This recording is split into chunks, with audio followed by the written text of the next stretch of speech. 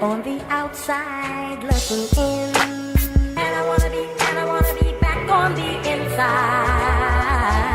I don't wanna be left on the outside,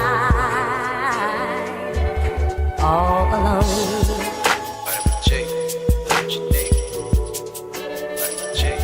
All alone.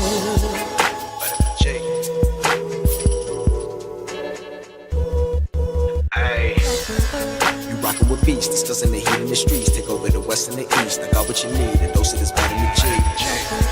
You rockin' with beats, discussing the heat in the streets. Take over the west and the east. I got what you need, a dose of this vitamin G. You rockin' with beats, discussing the heat in the streets. Take over the west and the east. I got what you need, a dose of this vitamin G. Rockin' with beats, discussing the heat in the streets. I got what you need, a dose of this vitamin G. You rockin' with beats, discussing the heat in the streets.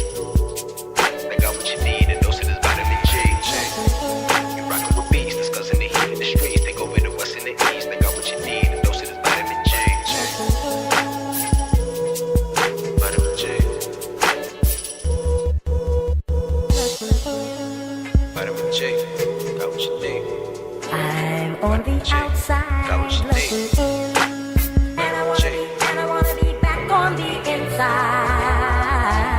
I don't wanna be left on the outside, all alone. Vitamin J, got what you need. Vitamin J, got what you need. All alone. Vitamin J.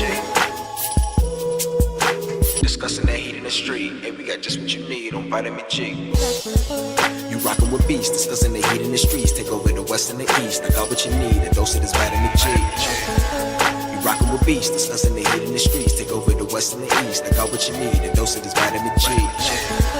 You rockin' with beats, discussing the heat in the streets. Take over the west and the east. I got what you need, a dose of this vitamin G. Rockin' with beats, discussing the heat in the streets. I got what you need, a dose of this vitamin G. You rockin' with beats, discussing the heat in the streets. Got what you need, a dose of this vitamin G. You rockin' with beats, discussing the heat in the streets. Take over the west and the east. I got what you need, a dose of this vitamin G. Vitamin G.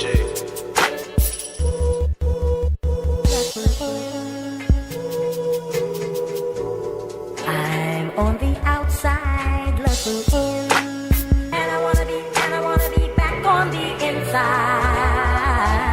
I don't wanna be left on the outside, all alone.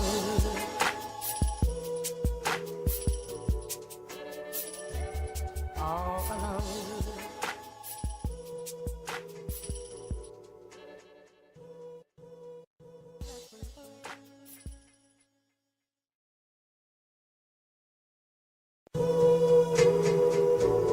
I'm on the outside looking in, and I wanna be back on the inside.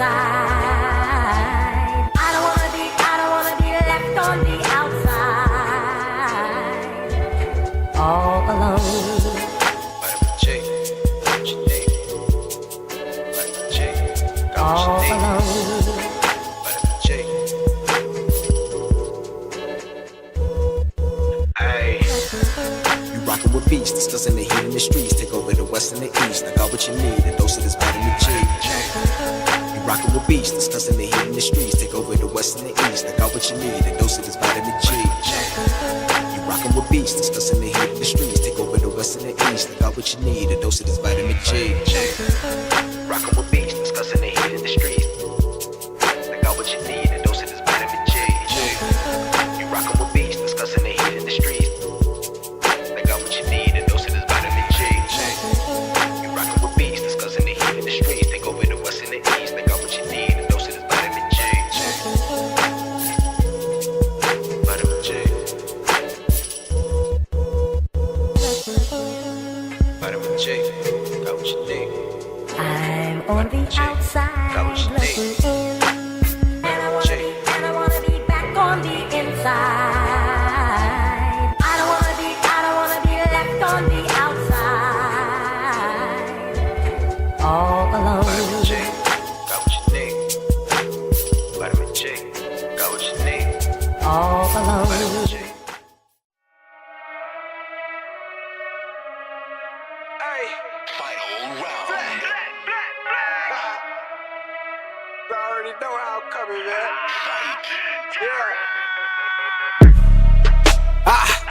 Tryna run the town. Tell no duck when they hear that sound. How they gon' come up now? Heavy as the head that'll wear that crown. I'm going pound for pound.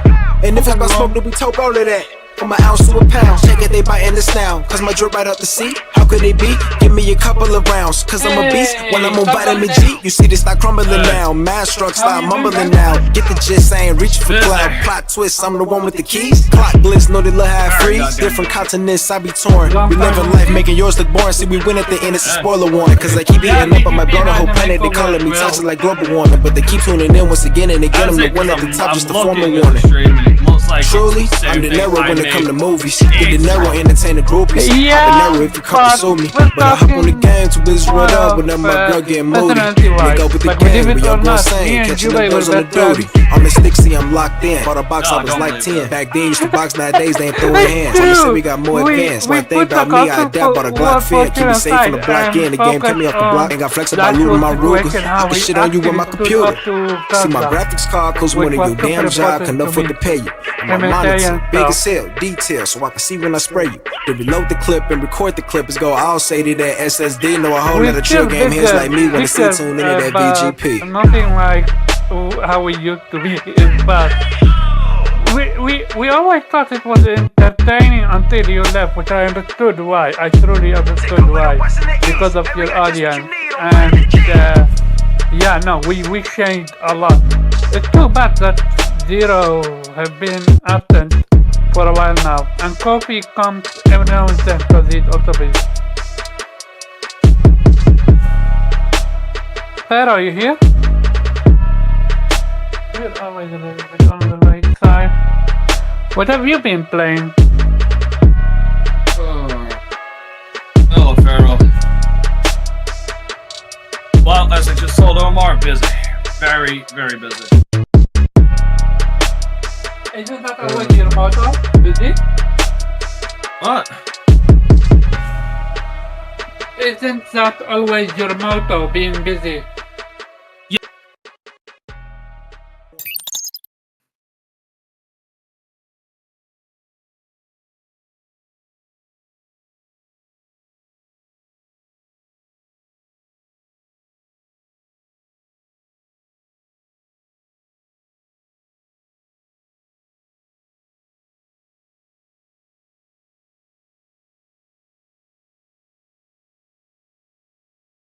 God, where do I begin? Star Wars Bounty Hunter, which has been... You're muted, by the way.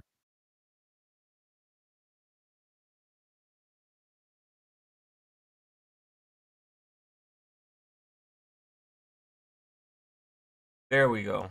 All right. Welcome, everyone, to this week's episode of Vitamin G Podcast. With me today, I have the long gone missing Dante Crisis, man. How you been? What you been playing? Lots of games. Currently playing Star Wars Bounty Hunter, which I'm not gonna fucking sugarcoat it. That game fucking sucks. Like, it's just really not all that good. Doom: The Dark Ages, which has been fun to play. Kirby and the Forgotten Land, which has been just a ton of fun. Disgaea PC, which has been an interesting playthrough, and Liza P, including its DLC, Liza P Overture, which... Oh, damn, that game has some interesting aspects to it. Cool, man. Good to have you back, man. It's good to see you. I jump in your streams every now and then. Yeah, man. It's just good. Time differences. Good to have you here on the show, man. Omar, man. How you been, man? What you been playing? I finished Death Stranding too. All right. How far along are you? Sorry? How far along are you? I finished that. Oh, okay. Amazing game. How many hours did it take you? Oh, no. We're gonna talk about 70 to 100. Like, okay. I tried to do everything, but going for the plat, it's gonna take a while. Yeah, I figured you would be a completionist for that game. That's why I figured I would ask. Because when you appreciate something, you want to get the best out of it. Yeah. But my motto is always prioritizing new games or games on my backlog over platinum. So I put Death Stranding on break when come to for platinum the game, and I finished. I platinum the Eric Holmes. It's a top-down. It's a top-down stealth game. Think Desperados 3. Think um, old school commandos, something like that. What's interesting about it is you play with multiple characters and they only have one skill, while in other games they have multiple skills. So you need to not communicate. You need to command your characters quickly at the right timing, and the story is great. I enjoyed it. The voice acting phenomenal, and the length. It was actually a quite short game, around 10 hours or something like that. Um, what I love about it is how easy the plot is. Collectibles are always an issue in video games if not done right. With this one, if you miss a collectible, you can go back to the chapter that you missed it and select the area that you missed it in. And when you collect it, you simply quit the game. You don't even need to finish the mission, which is phenomenal. And after that, I am now playing The Banisher. Okay. And another great game. I'm loving the voice acting. I'm loving the story. The combat, it just started to get serious. And yeah, I am around. On the map, I am around 20%. But yeah, I am not sure how far I am game-wise. I think also around 20%.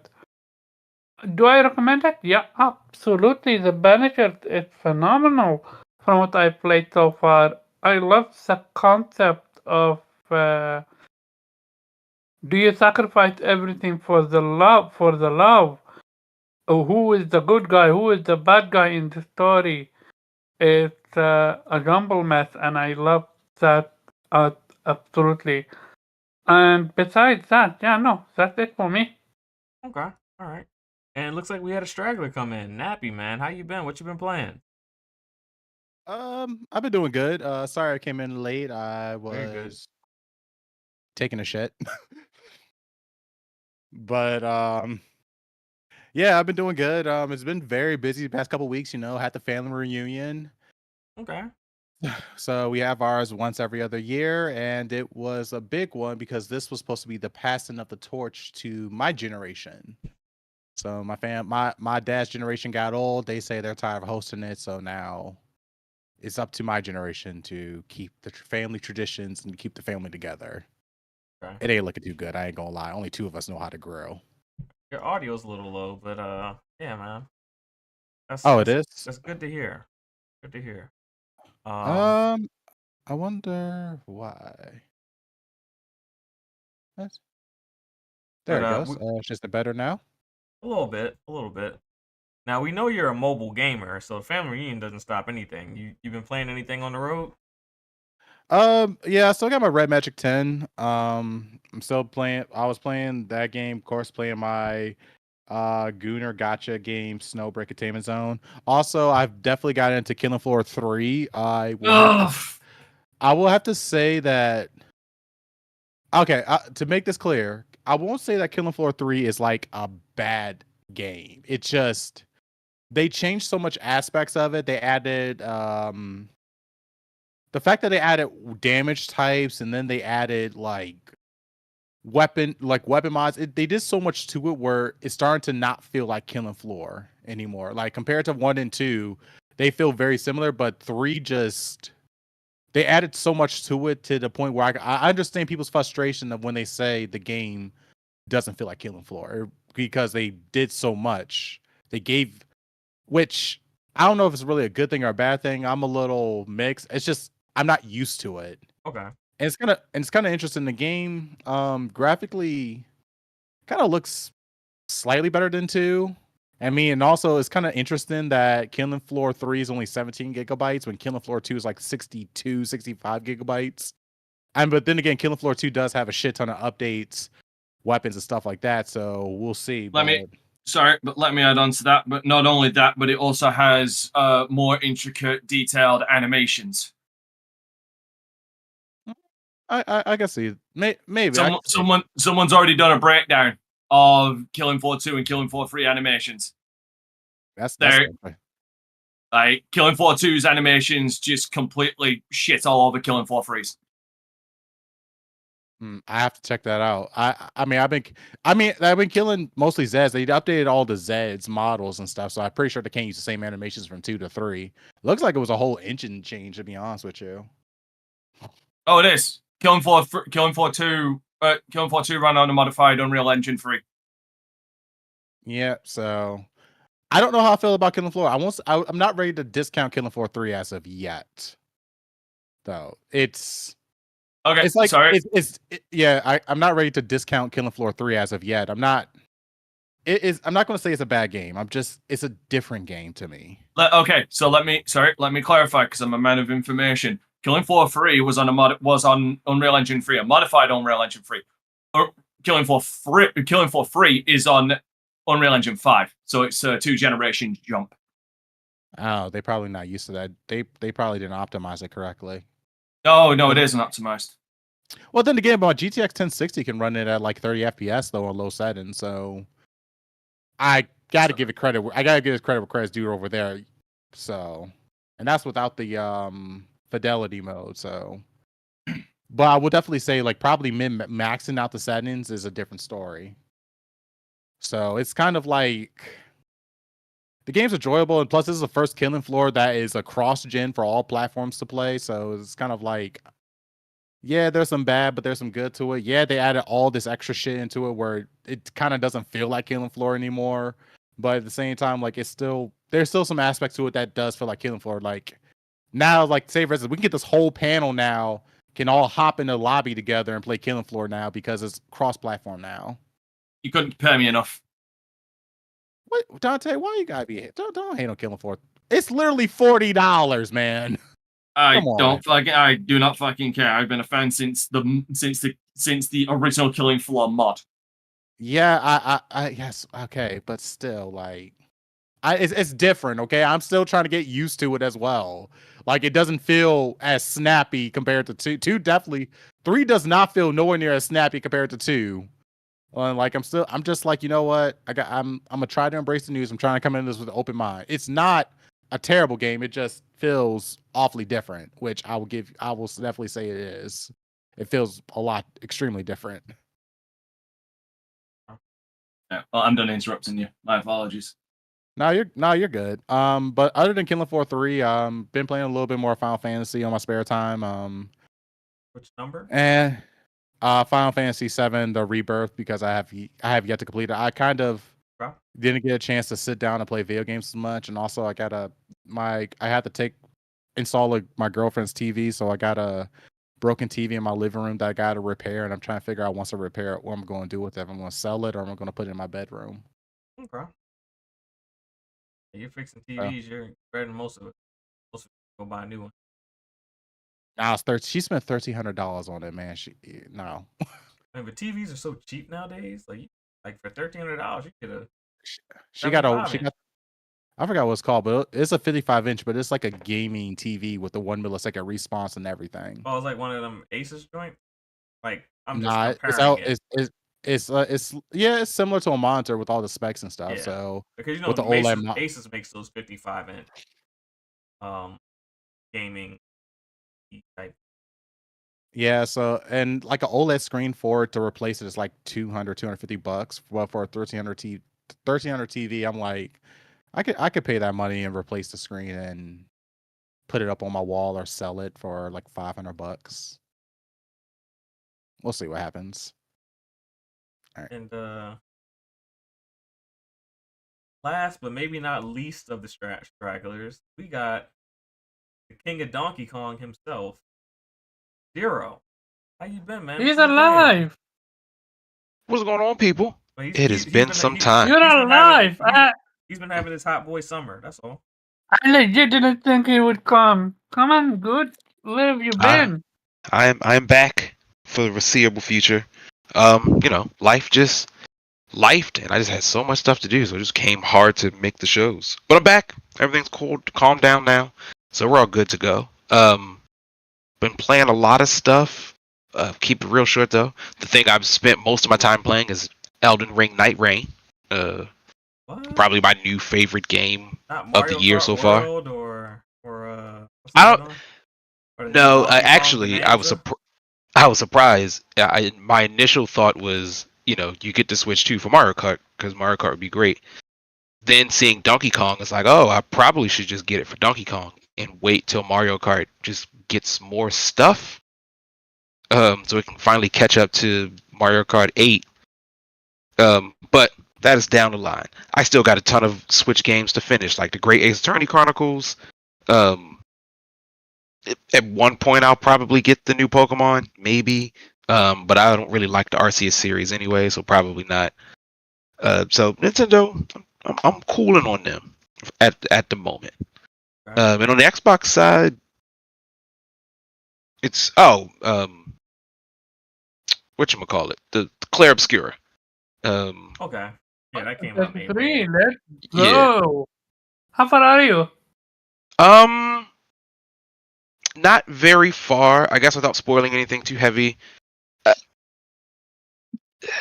You can classify. I already got the Plat, but totally however you want. Like I think it's Act 2. Okay. I think I'm in Act 2. Yeah. I just met someone new. That's not a girl.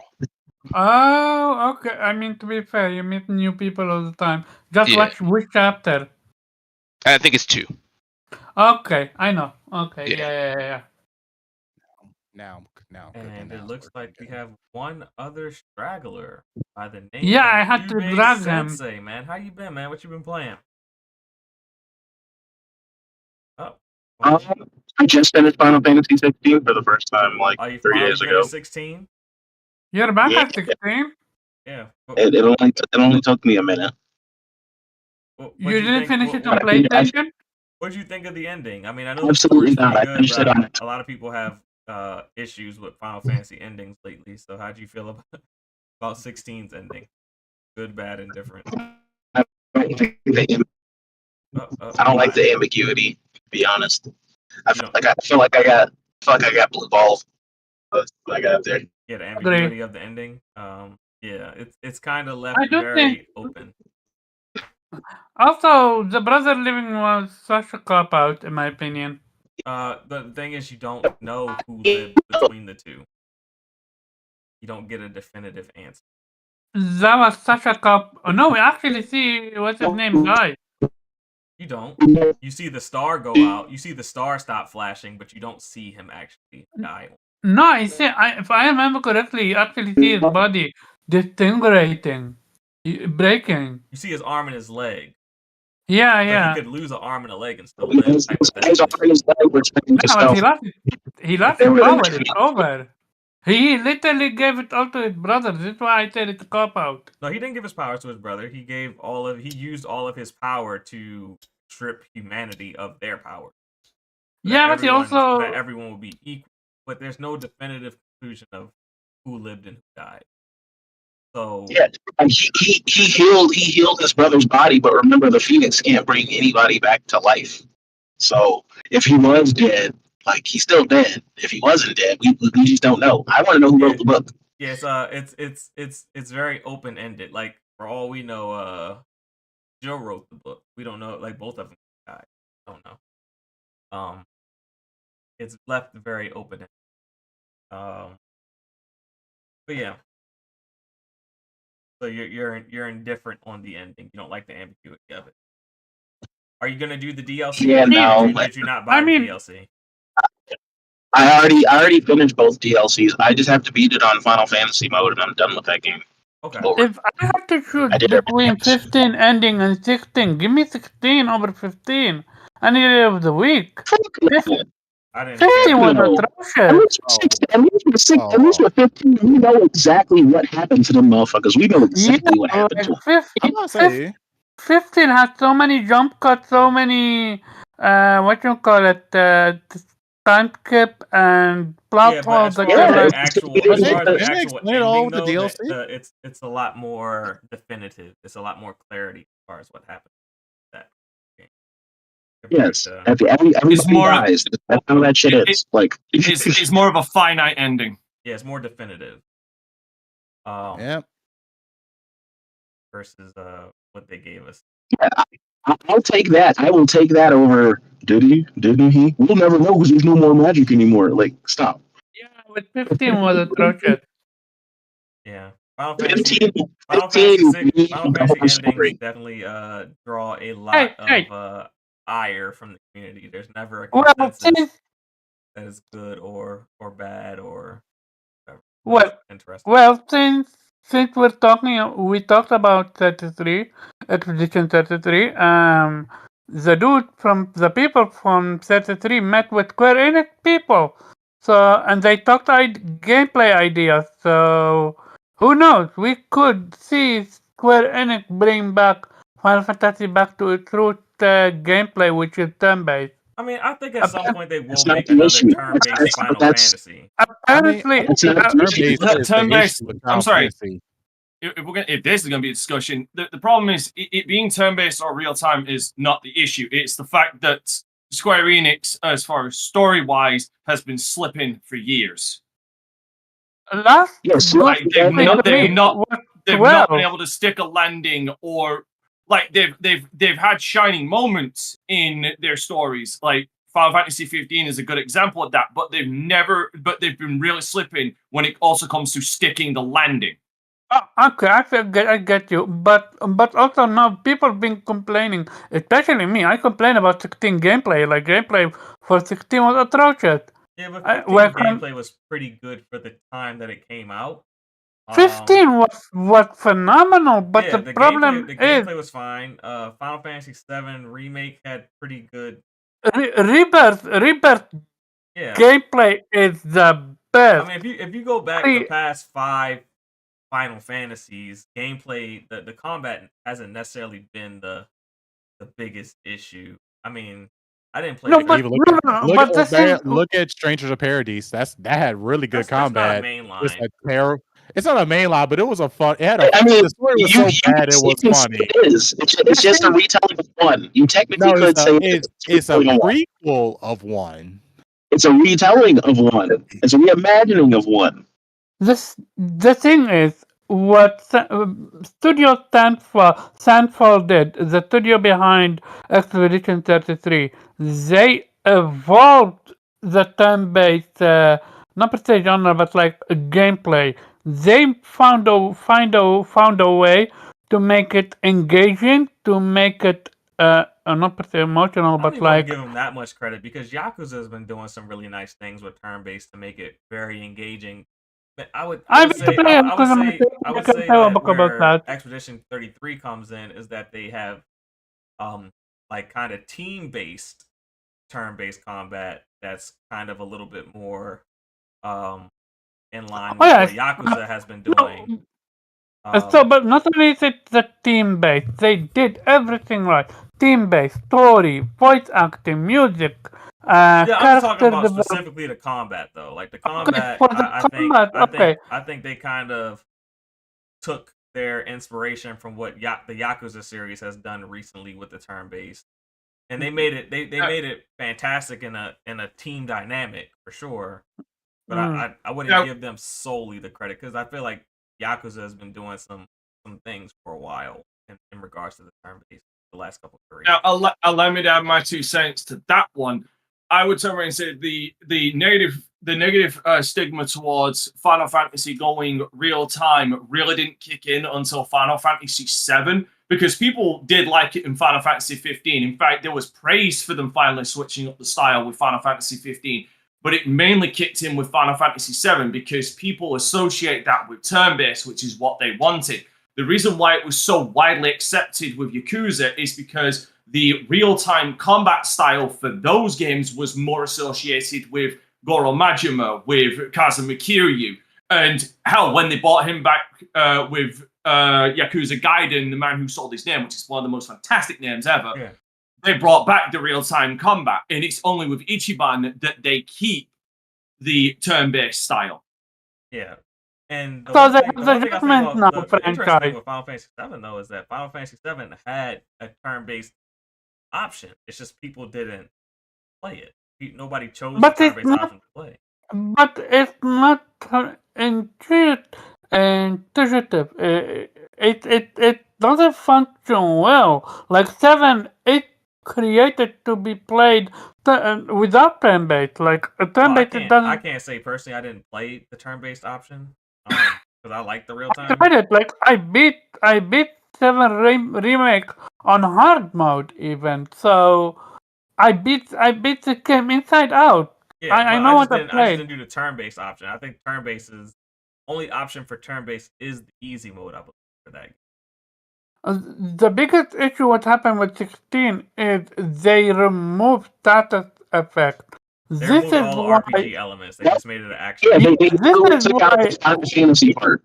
This is why Expedition 33 shines so much, because I found myself using so many status effects and they stacked and they added a gameplay element like fire did more damage, ice made your enemy slower, and speed played a lot of role in the game. This is why I think, and not only that, there was an investor from Square Enix. He started to ask Square, like, why are you guys not doing turn-based anymore?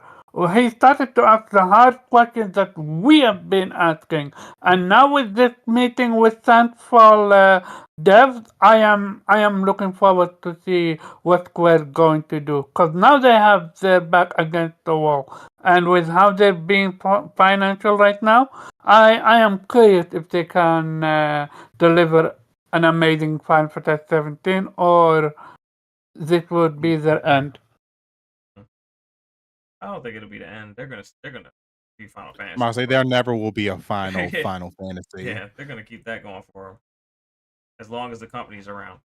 But yeah, we got through our intros. We could jump into what's on your mind. It should be a pretty quick. I mean, we we're just did not it. gonna hold. We're not gonna Yeah, hold we need Dante Dante. hostage today. Yeah, precisely. Um, What Let's do you just mean? What do you mean? I can see Jubei across the street with the fucking sniper rifle. It's the reason why he's on his phone. let's just Oh. move to the one topic which is about UK and call it a Well, day. You think you No, can I- hide in I- the darkness, you I'm gonna asshole? jump- I can see you. I'm gonna do what's on your mind. And in particular, I'm gonna do what's on your mind because I realized I forgot a topic that you guys requested, and that is the Sony suing Tencent for the game that kind of mimics Yeah. or is inspired by the Horizon series. So whoever had that topic in mind, y'all can kick that I off. did. We can talk about that real quick, and then we can jump into our main topic. No, I think covering the main topic for Dante is more important because they need to leave. That's All why. right. That's why we can definitely skip the Horizon Yeah. topic if you want. Now there have been some things going on. Let me throw my timestamp on real quick. Let's see where we. All right. There are some things going on, not just in the game industry, but just social media and just your online digital footprint in general that is alarming to us, especially as gamers.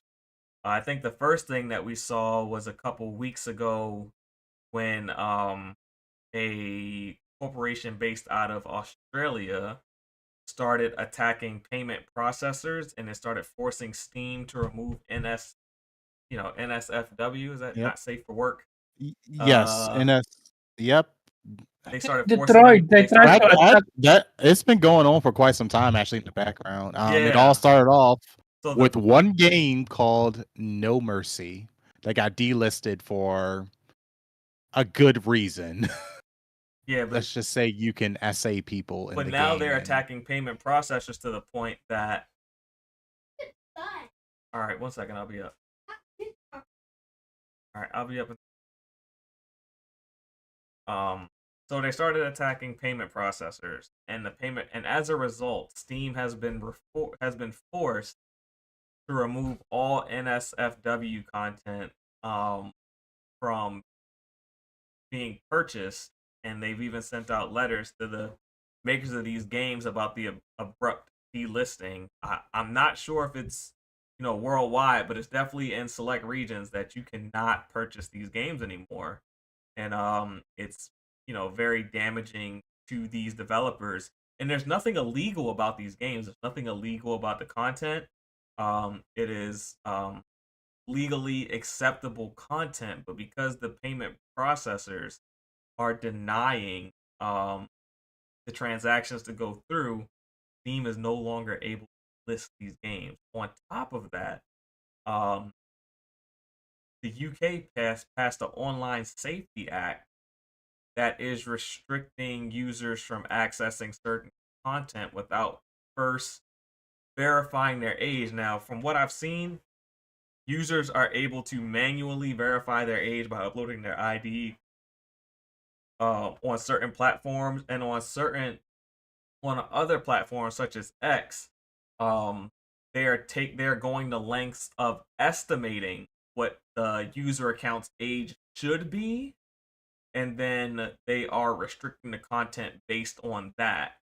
And one of the things that kind of came across our purview was that Xbox was kind of the first one to kind of comply with the Online Safety Act in the UK, and they are forcing or encouraging users to self-identify their age, and it looks like it's kind of voluntary this year, but in the following year it'll be mandatory, and your content will be restricted if you don't provide that information that validates your age on the platform. So we're seeing a big censorship push for even legal content for adults that is going on in the gaming industry, and it's quite alarming. You know me, I am very much anti-censorship. I feel like video games should be given the same freedom that movies and music are given, as far as what they are allowed to show and what users are able to experience among those platforms and those entertainment options. So I'm gonna kick this one off because it's kind of hitting close to home for Dante. Dante, man, what is your reaction? What you've been seeing and pretty much like the past 8 weeks? That this has really been kind of going hard. Well, first of all, sure, them getting rid of that one game. First of all, that shouldn't have ever passed Steam's review process or greenlight. The purview of all of this fall and the onus of this falls entirely on Steam. Yeah, no mercy.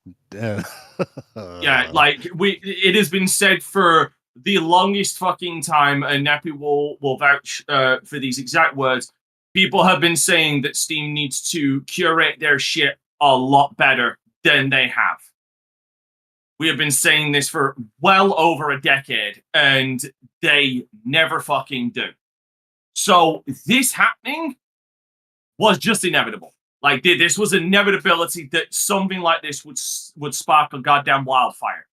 And unfortunately, it has happened. Now, what has also happened is a complete overreach of payment processors. Because, here's my thing. I don't think that payment processors were shook by these fucking Puritans in Australia. They were not shocked whatsoever. They are just using this as an excuse.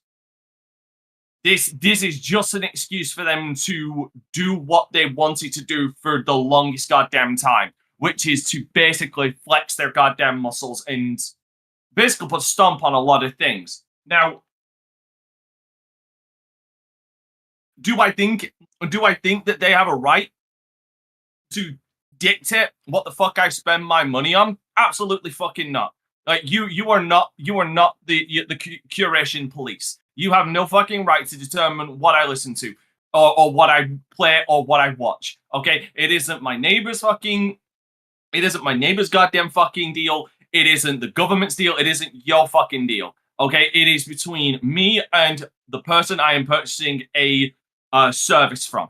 Okay, you are just the middleman to give my money to that person. That is where your job begins and ends.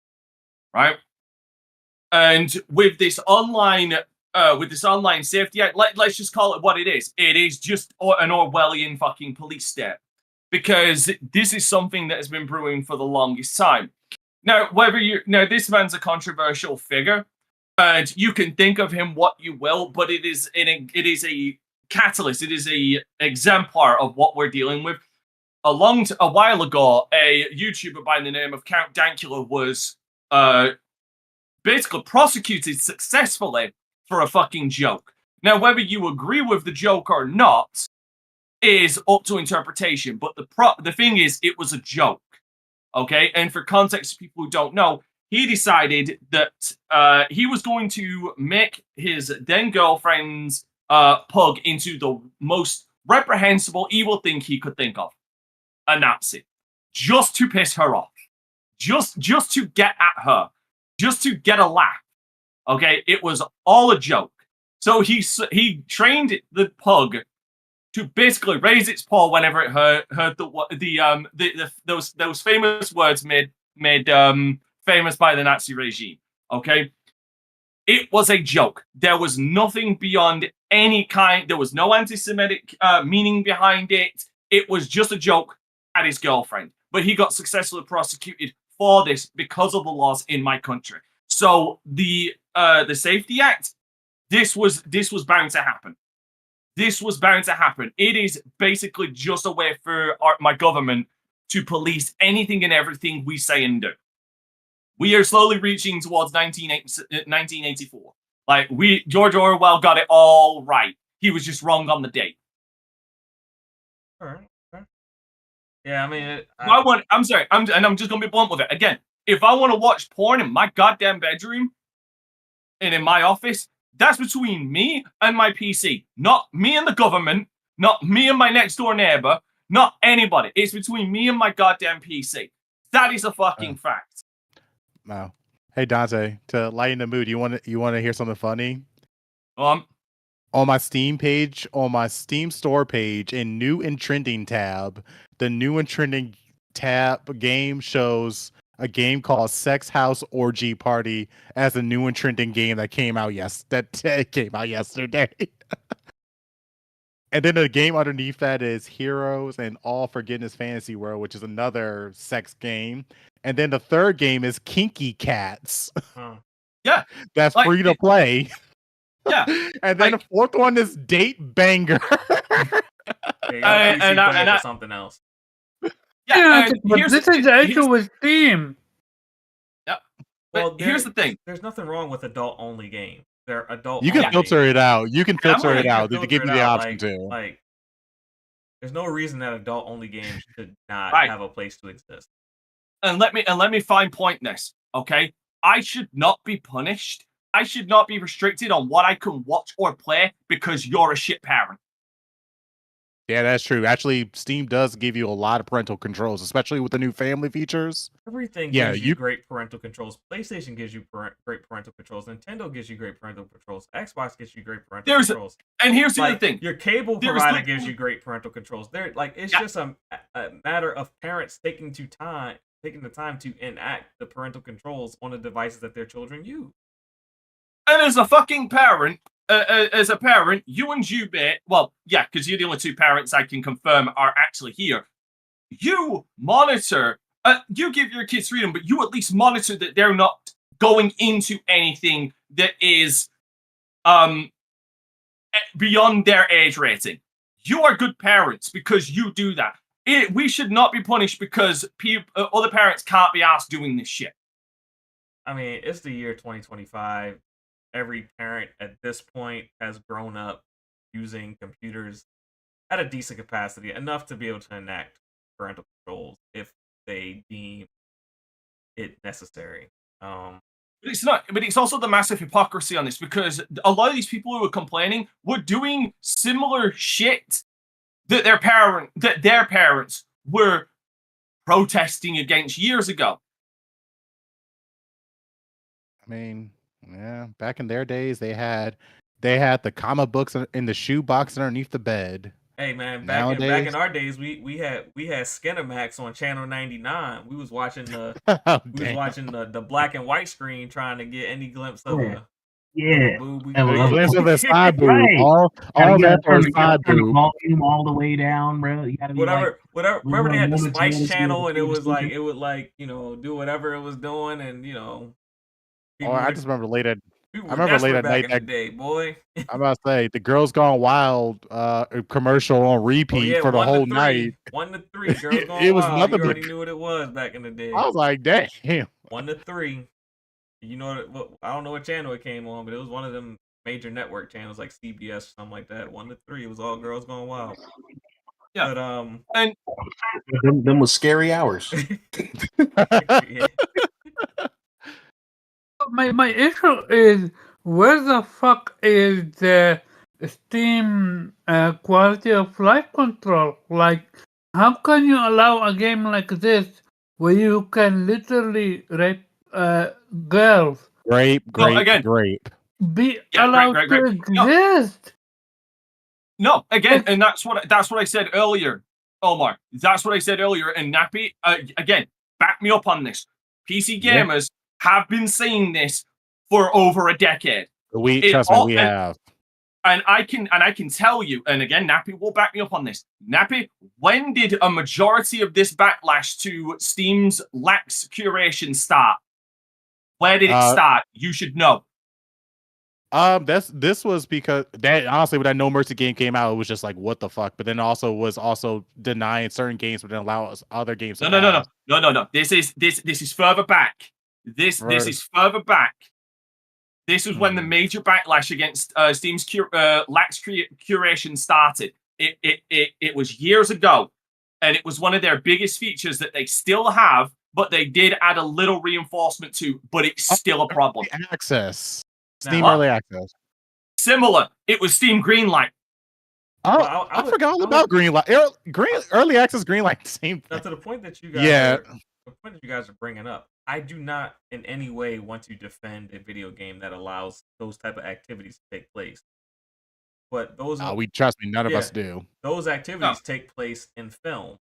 So if you're not, instead of restricting users from being able to purchase those type of games, create laws that prevent those type of create a definitive line that developers are just not able to make games that have certain types of activities in them. Like, create a definitive line. Like, if you really want to go down that road, okay, we have adult only games, but even amongst adult only games, this activity is not permissible. Suicide, whatever it is. I gotta disagree. I've got to disagree, because right there you immediately start that slippery slope. This is how all this began. You can say it's a slippery slope, but then you gotta let the game that allows that type of activity to go through then. But Pharaoh, no.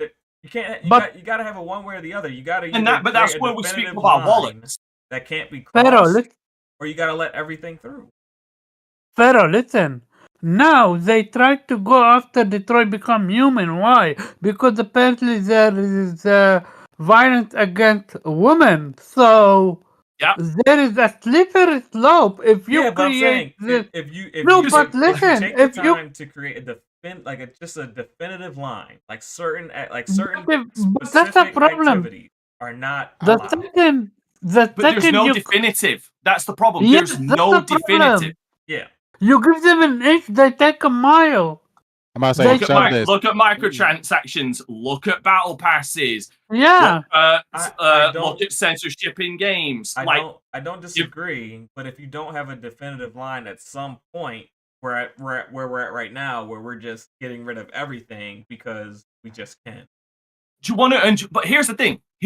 And let me shock you. I think games like this should be allowed through. And you want to know why? Because the line is people's wallets. If you don't agree with it, don't buy it. Because eventually it will fail. Yeah, I mean, I like I said, I don't want to defend that type of game at all. That's not my point. But like I said, you either create a definitive line where it's not allowed, or you let it through. You don't. Oh. That's kind of my stance on it. You either create that definitive line that says, "Hey, we don't allow games to be made that have these type of activities in the interactive space. It's okay for movies, it's okay for anime, it's okay to talk about it in music, but for video games, because it's an interactive entertainment genre, we just don't allow it." Or you just let everything through, and you like Dante said, you let the market dictate what's acceptable and what isn't. But you can't have it where you're just stripping content because it doesn't suit your taste. Like that's kind of where I'm at. Like Australia just can't say, "Oh, this game doesn't really fit me," so everyone else has to, regardless of what market they're in, they're not allowed to play it either because we don't like it. Which is hilarious because Australia has been banning games, like not even that. Like, for example, Australia banned Manhunt for the longest fucking time. Grand Theft Auto. Exactly. Yeah. Like, leave that. Keep if you want to be that Puritan fucking shell. Be it yourself. Don't fucking affect the rest of us. Yeah. Oh, they also Germany has green blood. Hold on, Omar. Let Nappy say his piece there. Yeah. I was just mentioning they also banned the World of Warcraft DLC because of microtransactions. It was like everyone else. That's microtransaction. Banning microtransaction game have been a thing in Europe for a while now. I mean, you had Gears of War banned in Japan. You've had Horizon banned in Middle Eastern countries for the scene in the second one. Yeah. I mean, we're seeing it all across, but I'm just saying. And Germany have green blood, I think, if I remember correctly. Yeah, so I mean, it's just like I said they had green blood. Like we've had this kind of shit for ages, and it's never. And the thing is, it never ends well. It never fucking ends well. This will not end well. And going back to the whole thing with the Safety Act. This will not end well because multiple things are going to happen. One, people are not going to do fucking anything. I'm sorry. You can turn around and say, "Oh, there's a big fucking revolt or anything." The first of all, a petition that's already been set up nearly got 400,000 signatures. That's only 400,000 signatures, and who fucking knows how many of those are actually in the UK? They've already turned around and said, the government's already responded and said, "We're not going to repeal this. No matter how much you complain, we're not going to repeal this." That the UK is going to find is that they're going to push the masses into the dark web for content that they want, and it's going to drive them into other types of content that they otherwise would not be privy to. Look, no, trust me, not a lot of people can have access to dark web. The dark web is extremely easy to access. It's actually just a download of a browser. Yeah, it's like it's downloading Tor. That's it. Yeah. While it's easy, it's filled with shit ton of viruses. Okay, if you're not nobody cared when LimeWire was a thing. We did not give a fuck. Like, I'm about to say that's the antivirus protection. Back then, you didn't buy for your shit. Your parents did. Now you own your shit. Grown-ups didn't care about viruses either. They was on LimeWire too. They was on LimeWire and Napster and all that other you would download shit from Pirate Bay that had viruses attached to it. People want the content that they want, and they will make, the sacrifices of, having a virus. They'll drop their computer off at Best Buy and say get rid of the virus, but keep that Terapathic porn thing that I downloaded, 10 years ago. And here's the second thing that's going to happen. There's going to be a massive data breach.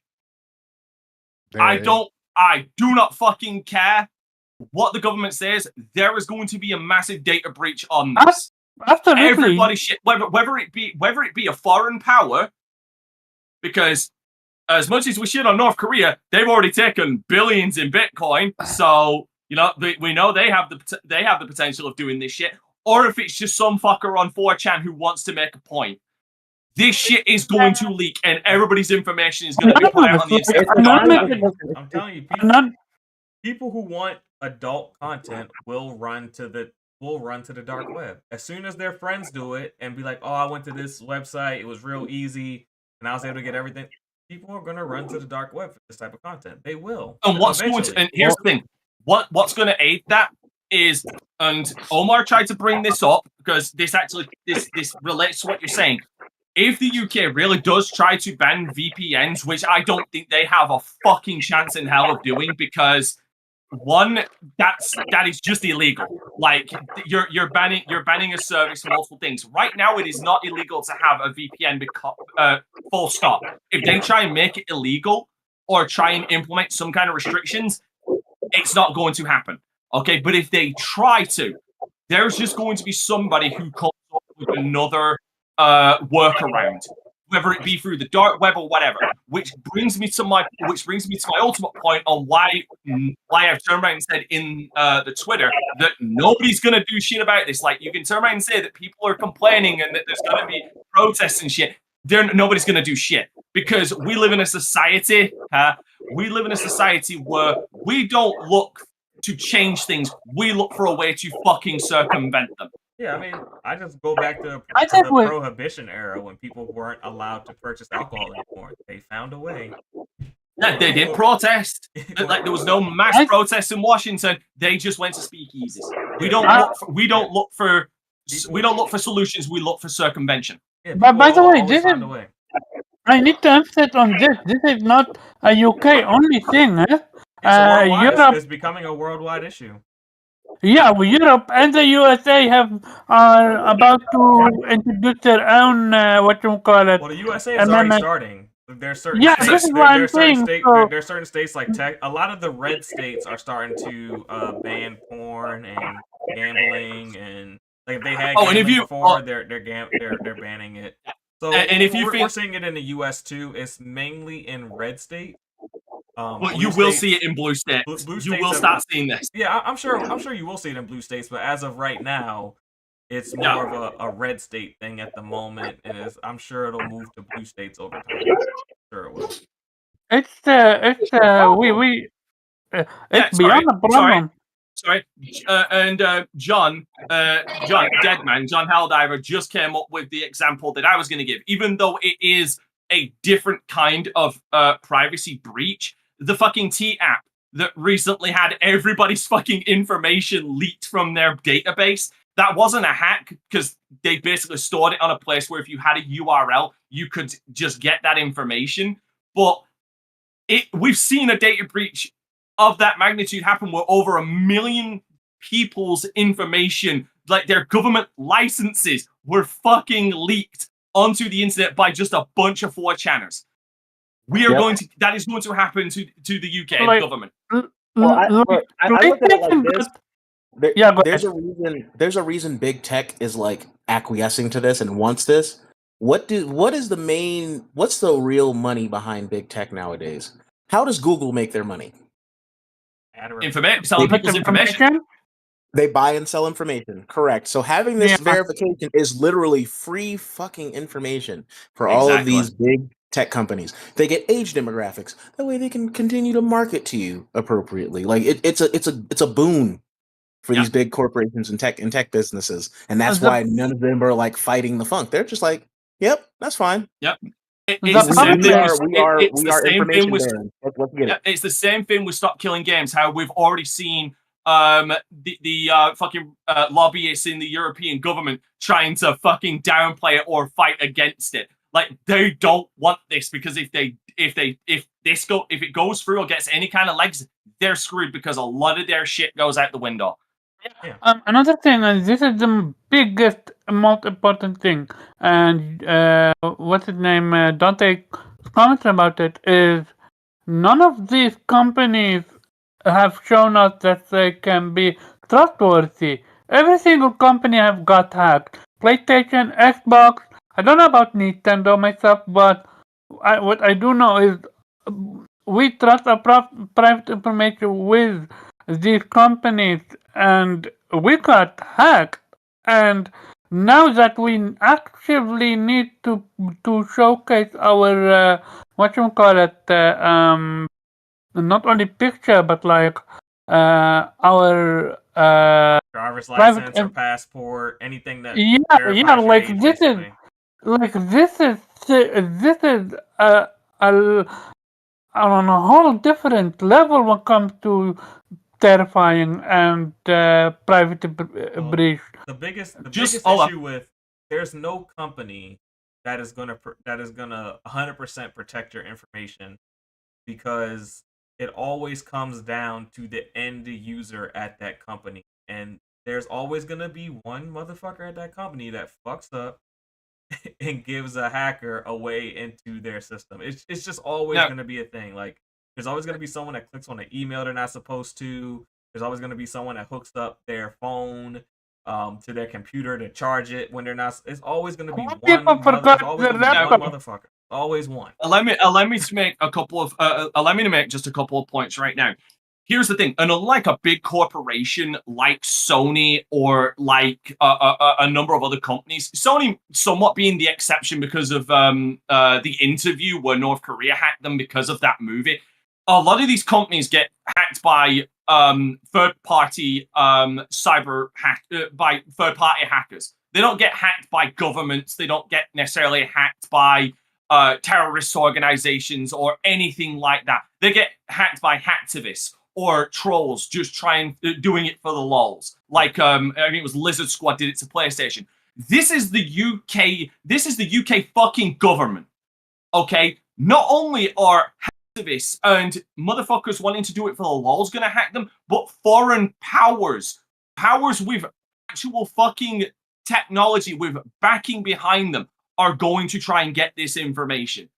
They just put a target on their own fucking back with this. Now, to give you an example on how bad it's been, just in 2025 alone, 5 of the biggest major hacks were the UNFI cyber attack, which was a distribution of food supply chains, the Cephin Bank cyber attack, which compromised 42 million records, the telemessage branch, which exposed US fucking officials, the SAP NetWeaver vulnerability, which put cloud infrastructure at risk, and M&S cyber attack, which is a massive UK retail chain, which exposed a lot of information and lost them over £300 million. That's just in 2025 alone. And again, we also had the T app, which I mentioned. And not to be political, but during the Iran-Israel war, they were doing cyber attack to each other as well. Like, in the sense of like cyber war have been a thing. So you guys are fucked, but we're following through. We're gonna get fucked as well. And I truly don't see a way around it. I don't think mass protest whatsoever signature is not gonna help. Until we actually see blood, I don't see this ending well. This truly feels like I'm being an extremist with this one about what France had to do to become to take back control of their own country. Oh, we're not bringing guillotines again. Like I said, no, I'm not talking about guillotines, but I am talking about the people gonna be extreme about it. I don't think people are gonna be extreme. I think people will just turn to the dark web in a way that they never have before because they've never had to. But now you're putting them in the content they want. You know, they can't access it in the way that they want to access it. The dark web is so easy to get to, and the amount of things you are able to get from the dark web for relatively free, you know, and it's just like, if you make it too convenient for them, like once they realize what they can get from the dark web for free, they're going to love the dark web. You won't be able to keep them off of it. Unless you ban the browsers that give you access to it. And which is never going to happen. Another one. Like they'll just make another one. what you would find then is effectively the next step for them would basically be China. Yeah, it would literally just be China. We create our own browser, and you can only use this fucking browser that is monitored and owned by the government. Even China even admitted that they can't even censor then the VPNs would be the thing, because even China banned VPNs, but their citizens use VPNs all the time. They said it was just like I said, once the common individual realizes the amount of things they're able to get that they enjoy from the dark web for practically free, like there's no turning back at that point, and that's what's going to end up happening. They're going to use that thing like they use Napster. I'm telling you. Yeah, like it's just it annoys me because I'm gonna get on my fucking high horse. I fucking called this kind of shit happening years ago. And I'm always being called crazy. Well, who's crazy now, motherfuckers?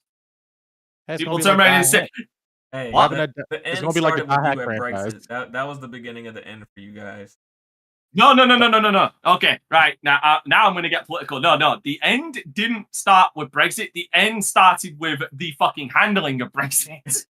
Because we have had incompetent leadership for literally the last 20 fucking years. Yeah, I believe it. But we've had some panel members stay kind of quiet, and Jube and Zero. I'm gonna let Zero go first. Zero, what are your thoughts on the censorship war that we're seeing take place across the world at the moment? He's a Nintendo fan. He's a fucking Nintendo fan. He should be used to this shit. Like, they spread their cheeks for this shit at this point. How about look at the Donkey Kong game? Really good game, but man, so easy. I mean, I always have a particular viewpoint on censorship because I do think people like to throw that word around a lot. Without fully understanding what it means. However, this does not seem to be the case. I guess what my general thoughts on it, and Pharaoh, I think you kind of said it already. The line has been drawn. What they're saying is none of this is acceptable. But it's legal. And what's happening is this is illegal or not. A lot of things are illegal. No, but does it make legal? I'm saying. Oh yeah, it's legal. Yeah, it's legal and it's acceptable across other media platforms. Correct. When you mentioned like some of the other media forms, like movies and such. Well, the younger generation is having a very large pushback towards like sex in film or TV. Yes, They're simply not interested in it. Younger generations are saying, why is there these sex scenes in these movies? Yes. I have seen a lot of younger people say that for sure. Because they were born with low fucking testosterone and high estrogen. Oh, God damn, man. That's not. I mean, but even still, like that just like flips the idea that only men can like sex. Like women are saying this too.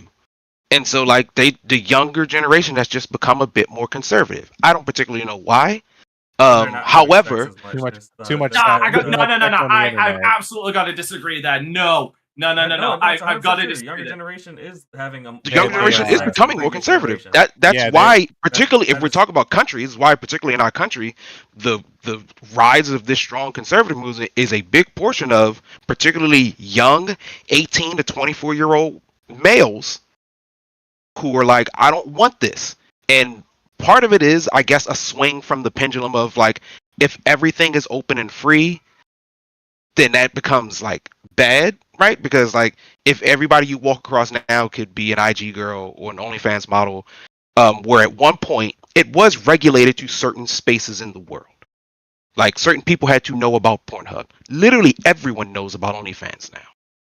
And literally anyone can be a star, even amongst like, it actually took quote unquote effort. You might have to fly out to LA. You might have to do anything. You don't ever have to leave the comfort of your home to become an international adult film star. Absolutely. And we've never had that before. And so now, of course, these young men are definitely who don't want that are pushing back. And they're saying, we don't need this anymore. And there's no point of this happening. And so obviously it's going to begin to bleed into everything else. So then when we get to video games where for whatever reason, some do it just for the lulz, some do it because maybe they want to have a point to prove, some do it just because they think it will get them attention and get their game some money. Who knows? But when you go highest to the extreme, what we've seen time and time again is that there will be an opposite force that will be just as extreme as you. And if you can't beat them, and chances are you won't, because you're not doing this to prove any real point, you're just doing it because it's fun for you, then the only people who are really fighting are the people who don't want it to exist at all. And the people who, like us, are caught in the middle. Because we can sit and say certain games should have the ability to exist if people want to make them, and we can vote with our wallets to decide whether or not it's there. You know, is it worth our time? I think you're presenting an interesting dynamic, Zero, because I don't think anything you're saying is incorrect, but I would also say that a lot of people, the majority of people who spend their money on games, a lot of that money is spent on that type of content, whether it be like a waifu game or a Dead or Alive, or they're the one like the ones who are complaining aren't the ones that are spending buying the the shit. Is kind of what I'm alluding. Exactly. Now allow me to counter. Now allow me to add to that point on the fact of we like the gaming genre, like as it has been for the last, I want to say the last 10 to maybe 15 years, is absolutely nothing like it was between 2000 and 2007. Okay? 2000 and 2007, you saw games like GTA, you saw games like Manhunt, you saw a lot of games like that that were pushing the envelope when it comes to what is acceptable in games. You name me a game that has been a hit game, not one of these niche games that you can find on the lowest page of the Steam forums, like what this game No Mercy was. Not those kind of games. A big game like that has pushed the envelope like that in the last 10 years. Name me fucking one. Hasn't been one since Dead or Alive, really. I mean, First Descendant might be the closest one. No, the closest. Hold on. The closest wouldn't be First Descent. The closest would be fucking Stellar Blade. And that was seen as revolutionary. Like, oh my god, a woman in skimpy outfits. Oh my god, it's never been seen in video games. And people were blowing their minds saying, oh, you've never seen a real woman before, when it was actually based on the dude's actual fucking wife. It was, but you also forgot one thing about PC players. We got that demo early. Yeah. You know what that demo allowed us to do? Mod the fuck out of it to the point where even Nexus mods had to update their terms of services because we were just going off the wall. Nah, Nexus mods were doing that shit long before, because they got rid of a mod that allowed you to have a fucking straight romance in Cyberpunk 2077 with Judith, only because she's meant to be gay. I thought it was with Keanu Reeves because they said Keanu Reeves. It was with Judith. You can look this up.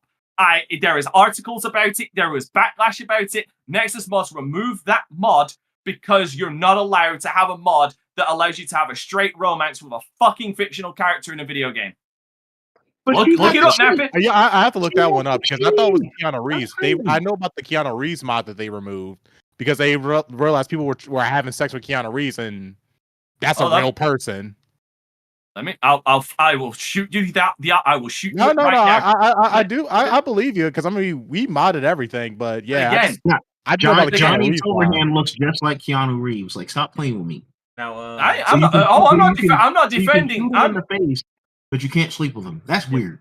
That's weird. Before the tangent goes too far.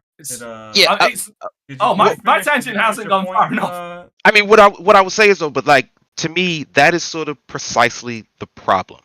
We are discussing this in the silo of gamers.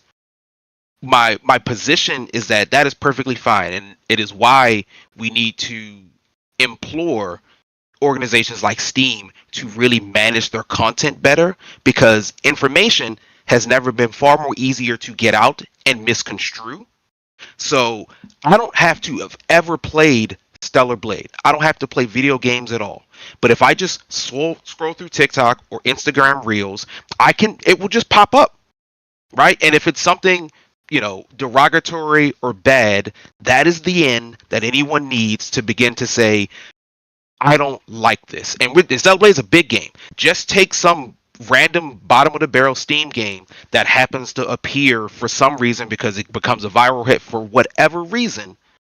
But now it's exposed to the entire world, where previously it would just exist in Steam's bottom of the barrel and we would move on past it. We're way beyond that now. Information is key.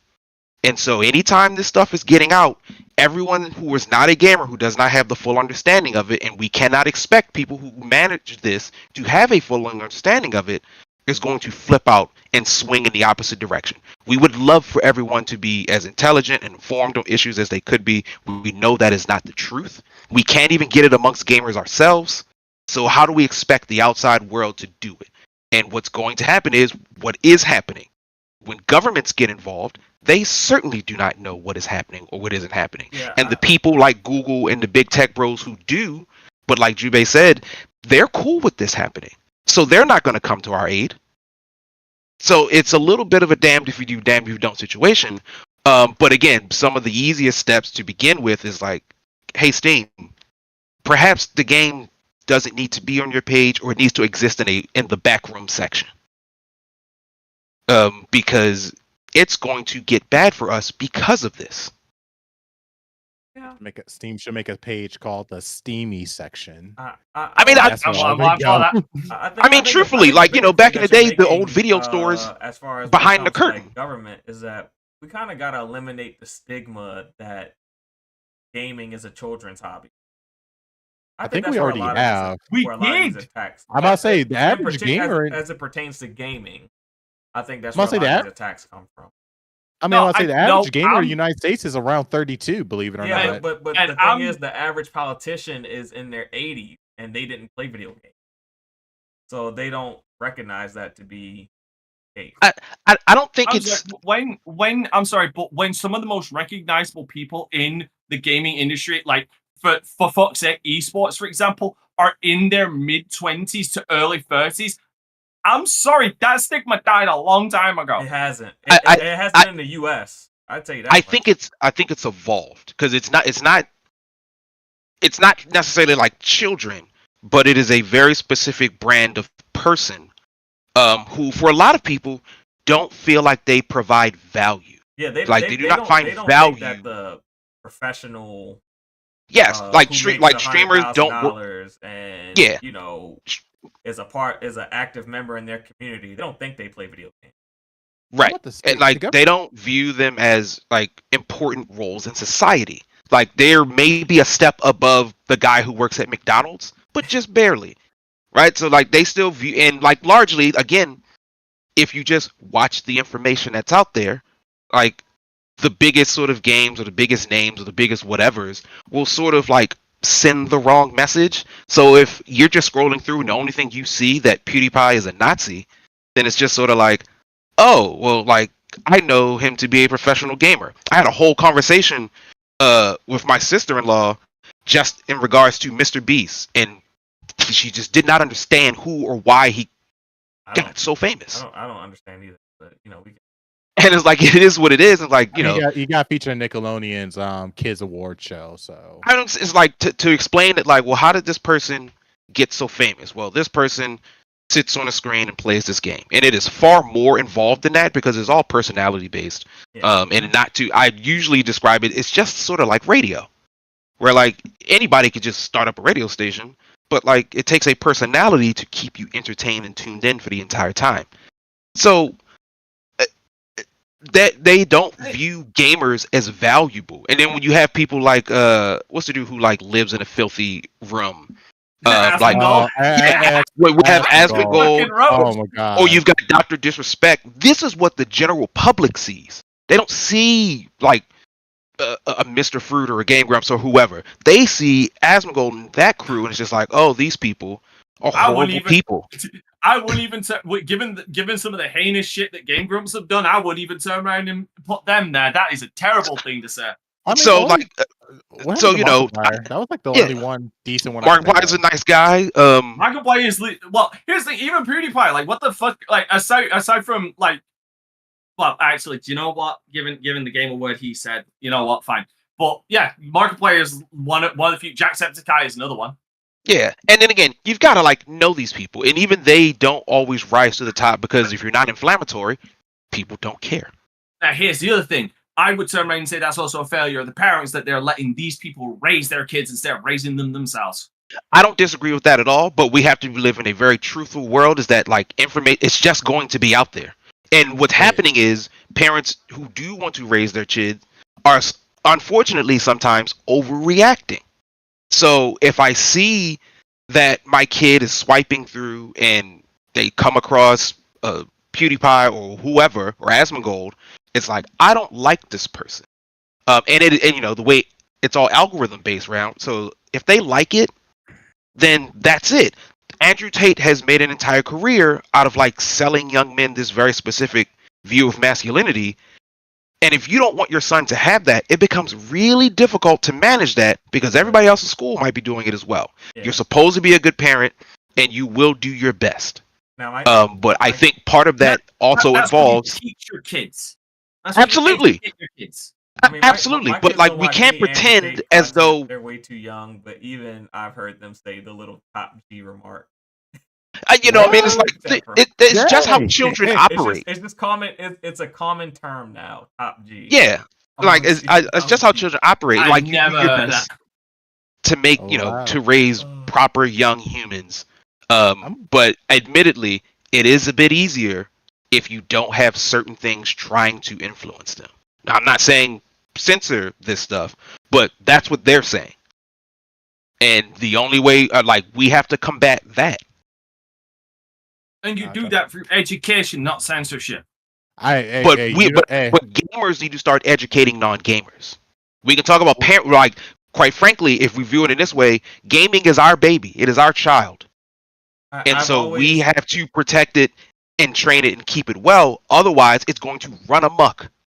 I have said for a while now, the number one thing that issue with gamers, that gamers kind of hoard the hobby to themselves in a way that it just doesn't give it exposure to people who aren't necessarily gamers. In today's back in the day, it used to be more maybe a little now. I would say so. I would say you're a little right as it pertains today because we're being attacked from so many goddamn different angles. But for the longest time, the whole fucking gaming as an art form came from the fact that we wanted gaming to be recognized as legitimate, not a kids thing, not as something that basement dwellers do. That's where that whole fucking thing came from. But it's become less and less of a social thing. It's like if you're a part of the club, then you're a part of the club. But it's not as much of a social activity as it used to be anymore. It used to be here's the thing, that's not necessarily but that's not necessarily the fault of gamers themselves. That is a fault and it's not even really a fault. That's just the advancement of technology. Yeah, that's online. That's just the fact you still have you don't have a lot of local co-op anymore. There's not a lot of incentive for you to come together locally to play a game. Because a lot of it is parasocial shit. Yeah, the parasocial relationship is a problem. That's actually outside of gaming. That's just the parasocial. That's just media in general. Yeah, exactly. But it's something that is attached to gaming as well. But again, it all comes down to, in my opinion, and people like to mention this, but it is the truth. A minority of a small minority voice kicking up a stink, making themselves seem bigger than they are, because that's what the internet does. It amplifies the voices of the minority who are not in our space, do not spend money in our space, and have no interest in our space, dictating what we do in our space. Yeah, for sure.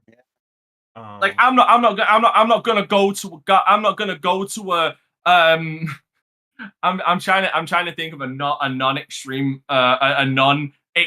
end to explain this, but I feel like it's the only way that I can, because we've already reached the extreme end now with this this MasterCard shit, with my government shutting down this kind of stuff. Because as I showed you guys in the article I sent, to put on Attack on Titan. Yeah, I'm not gonna go to fucking BET and tell them to put on a fucking episode of Friends. Because there's too many fucking black people. I ain't gonna do that, because that's not my space. Because that'd be stupid. Okay, I ain't gonna do that. I'll come into this space and tell y'all what to do, but that's the internet. But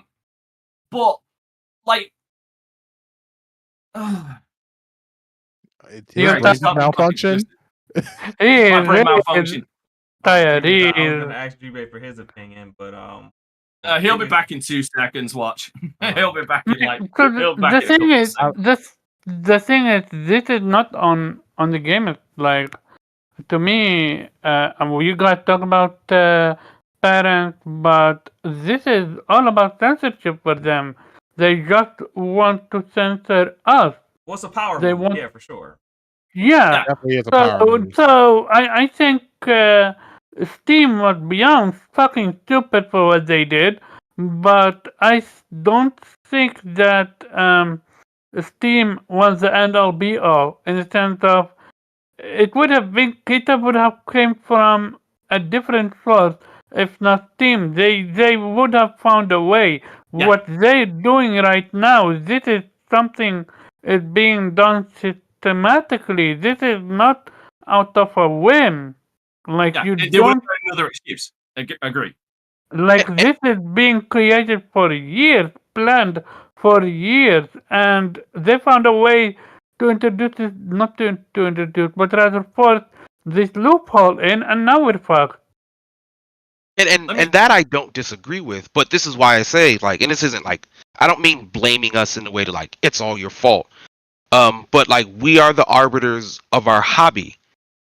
We understand that they will always trying to be finding a way, and they will always continue to try to find a way. Video game being violent, you name it, we've been there, done that. Jack Thompson. There you go. Finally, I got to say his name. Jack Thompson. Jack banned GTA for so fucking long. Still is. Again, I think they found a way through the gaming medium, but let's not forget, they've been trying to, or already did, censor anime as well, so it doesn't matter. Anything that's foreign to them, they're going to feel it's censor. for quote unquote children. If they feel, I mean, I guess my thing is if the idea is that like it doesn't matter, then why are you fighting so hard? Because it does matter. We just have to figure out how to fight smarter and better.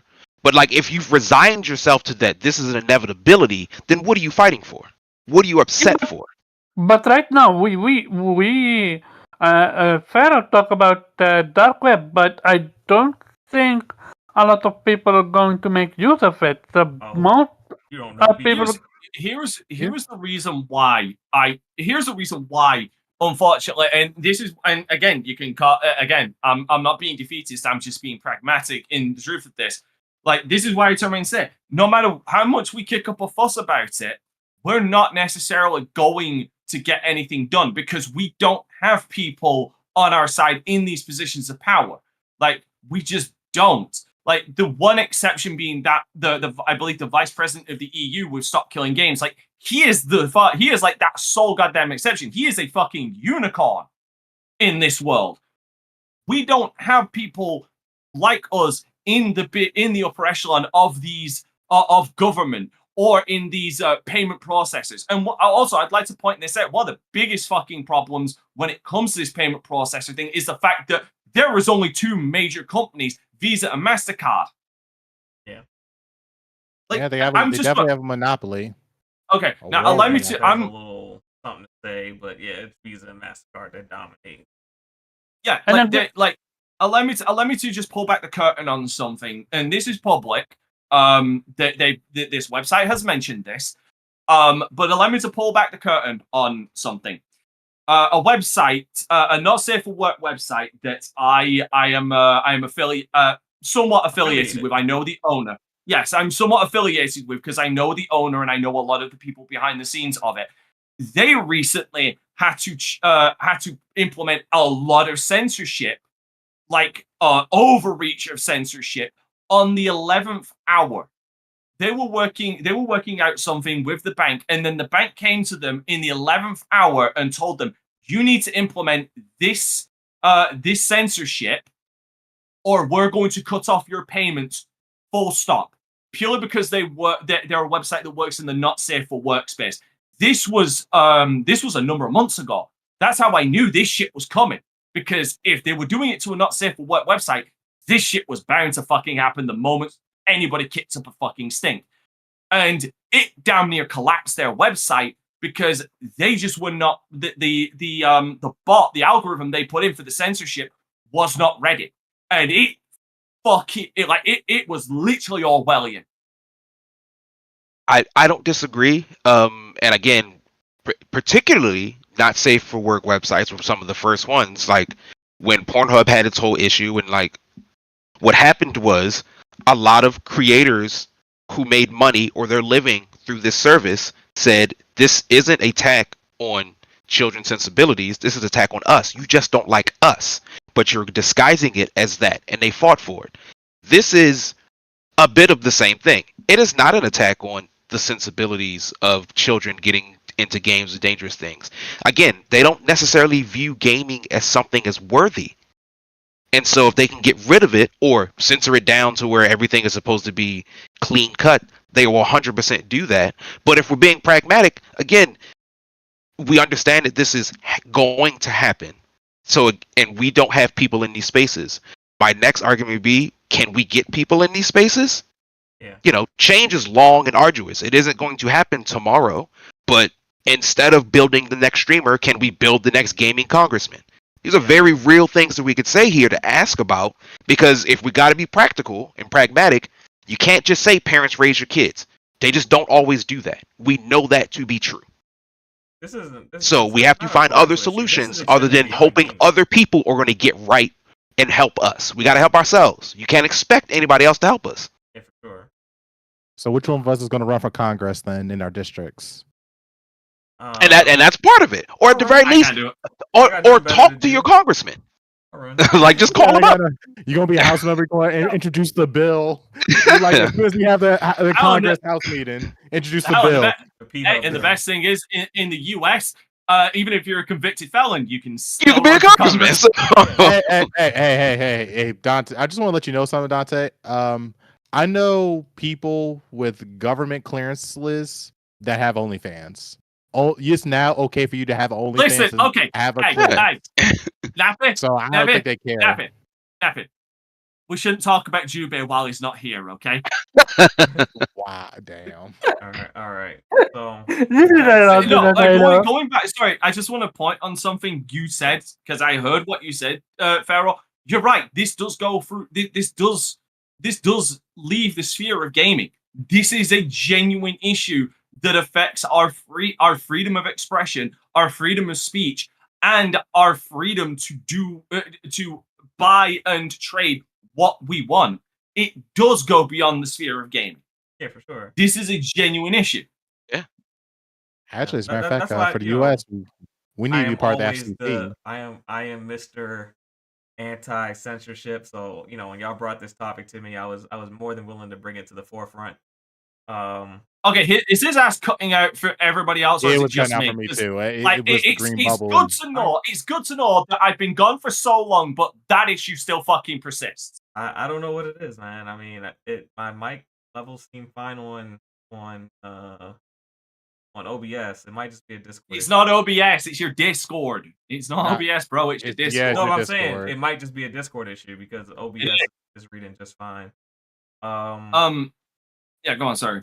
But I was gonna say before we roll into our last topic of the night, I understand that you are ahead of us as far as time is concerned, and we're kind of rolling into the early morning for you. Do you wanna have a early exit, or are you hanging around for the last? No. I'm good. Go ahead. I'll stay for the last one. So let me get my timestamp real quick, and we will hop into the final topic. Before we move on, allow me just to point out another thing, and fuck PlayStation for this, and fuck the developers, fuck Void Interactive. We've already been seeing this kind of censorship happening as well. Again, we saw it with Stellar Blade, and then we saw it with Ready or Not. I'm sorry, fuck PlayStation for forcing that censorship. All right. And with that said, we will be talking about PlayStation in our final topic of the night. And what we will be discussing is the fact that PlayStation,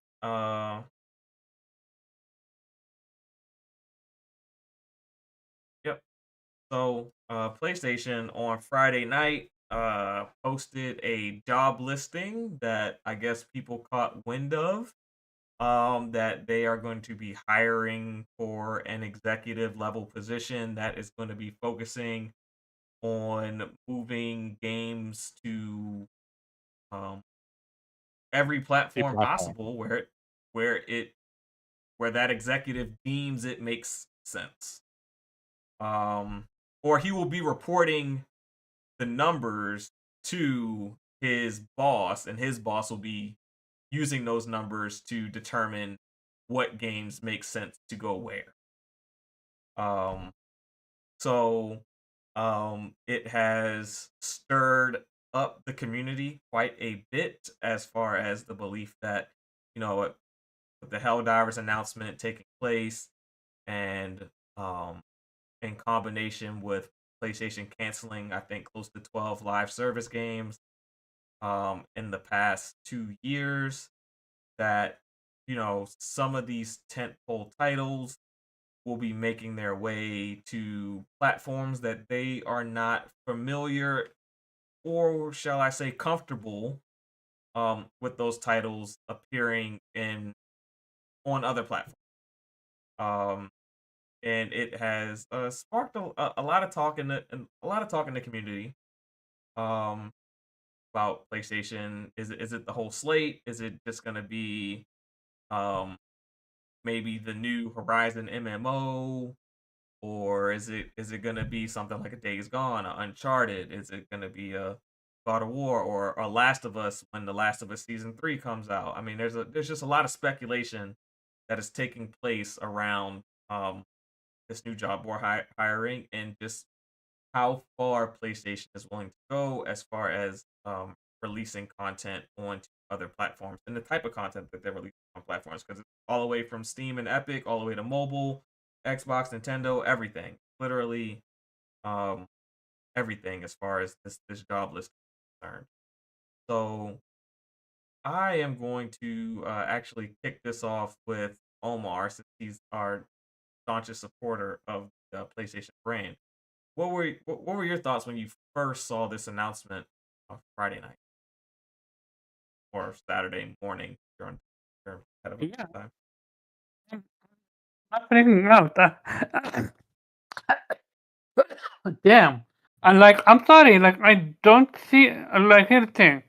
I see actions. Like, if we read Spider-Man going to Xbox, yeah, you're gonna have a conversation about it. But this job listing, whatever, like, to me, I don't even know what it is in sense of job listing happens all the time. And until I see some actual actions, this is, to me, is a nothing burger. But you have seen actual action. You've seen Helldivers get announced to the Xbox in the following. I have a theory behind that. I have a theory behind that, actually. Okay, we'll get to you next. Helldivers being on Xbox, that's just, we don't know whose decision was behind that. It could have been Arrowhead. No, it couldn't have. That is PlayStation. No, it could have. No, it isn't. No, it could have been. It could. They have the ultimate. No, they don't. What PlayStation owns the IP, Arrowhead. Give me a second for a second. Arrowhead have also not particularly. I don't know if it's in control of that, but they do have some swaying in it when it comes to this. Especially because, let's keep it back. I love Helldivers. I will stand corrected. Sorry, no, I will stand corrected. Pharaoh is right. It was up to Sony. Sony owns the IP. I know that, but no. The choice for it to go to Xbox was Sony's decision. It was completely up to Sony. Yeah. Okay. Gotcha. I'm willing to admit wrong. No, if you're wrong, if I'm wrong, I'm wrong. No, to me, I'm just gonna wait and see on this one, because we've seen nothing. We're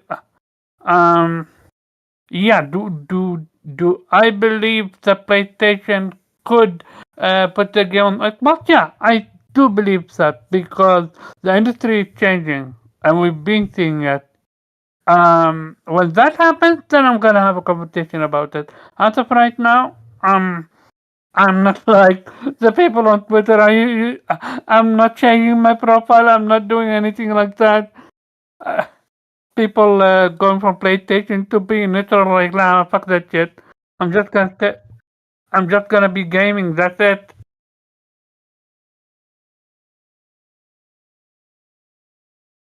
Okay, wanna go next? Yeah. So here's the thing. First of all, I would just like to generously get on my soapbox and say I fucking called all of this. I fucking called all of this over like years ago. I said on this very fucking podcast this shit was going to happen. I turned around and said Xbox will be the first to go multiplat.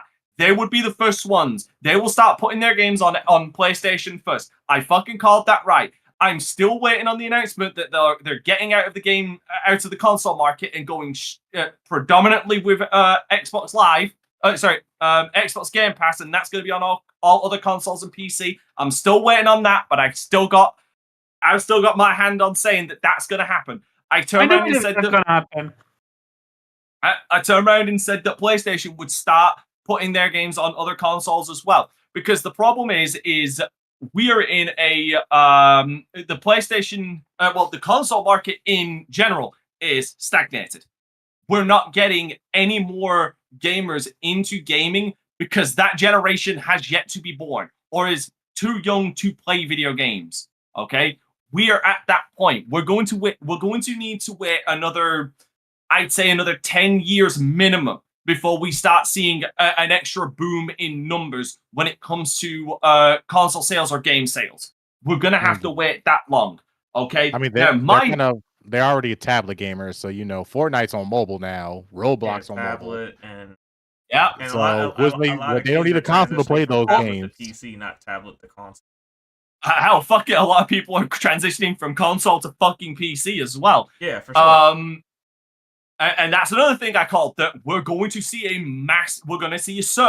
big surge in PC gamers. Nappy, you're my resident boy here. Did I or did I not call that? Yeah, you did. Yeah.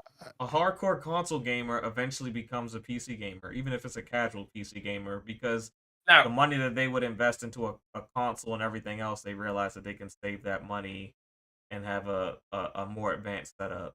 That kind of ends up.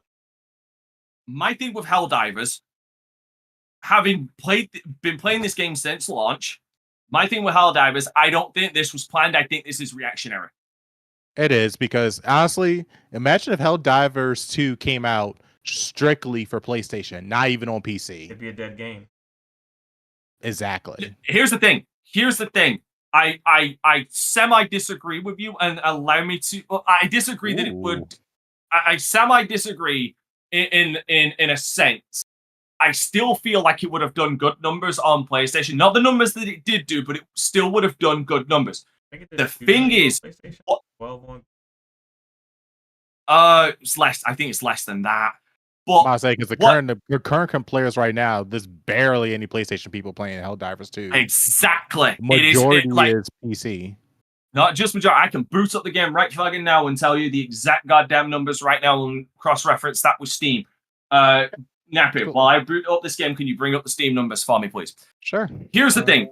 Helldivers itself, the reason why I say it's reactionary, and because PlayStation were already trying to push into the PC market, they've half-assed the shit out of it, and I was saying this back when I was still a regular on the podcast, and it's still true to this day. It's just reinforced my fucking point.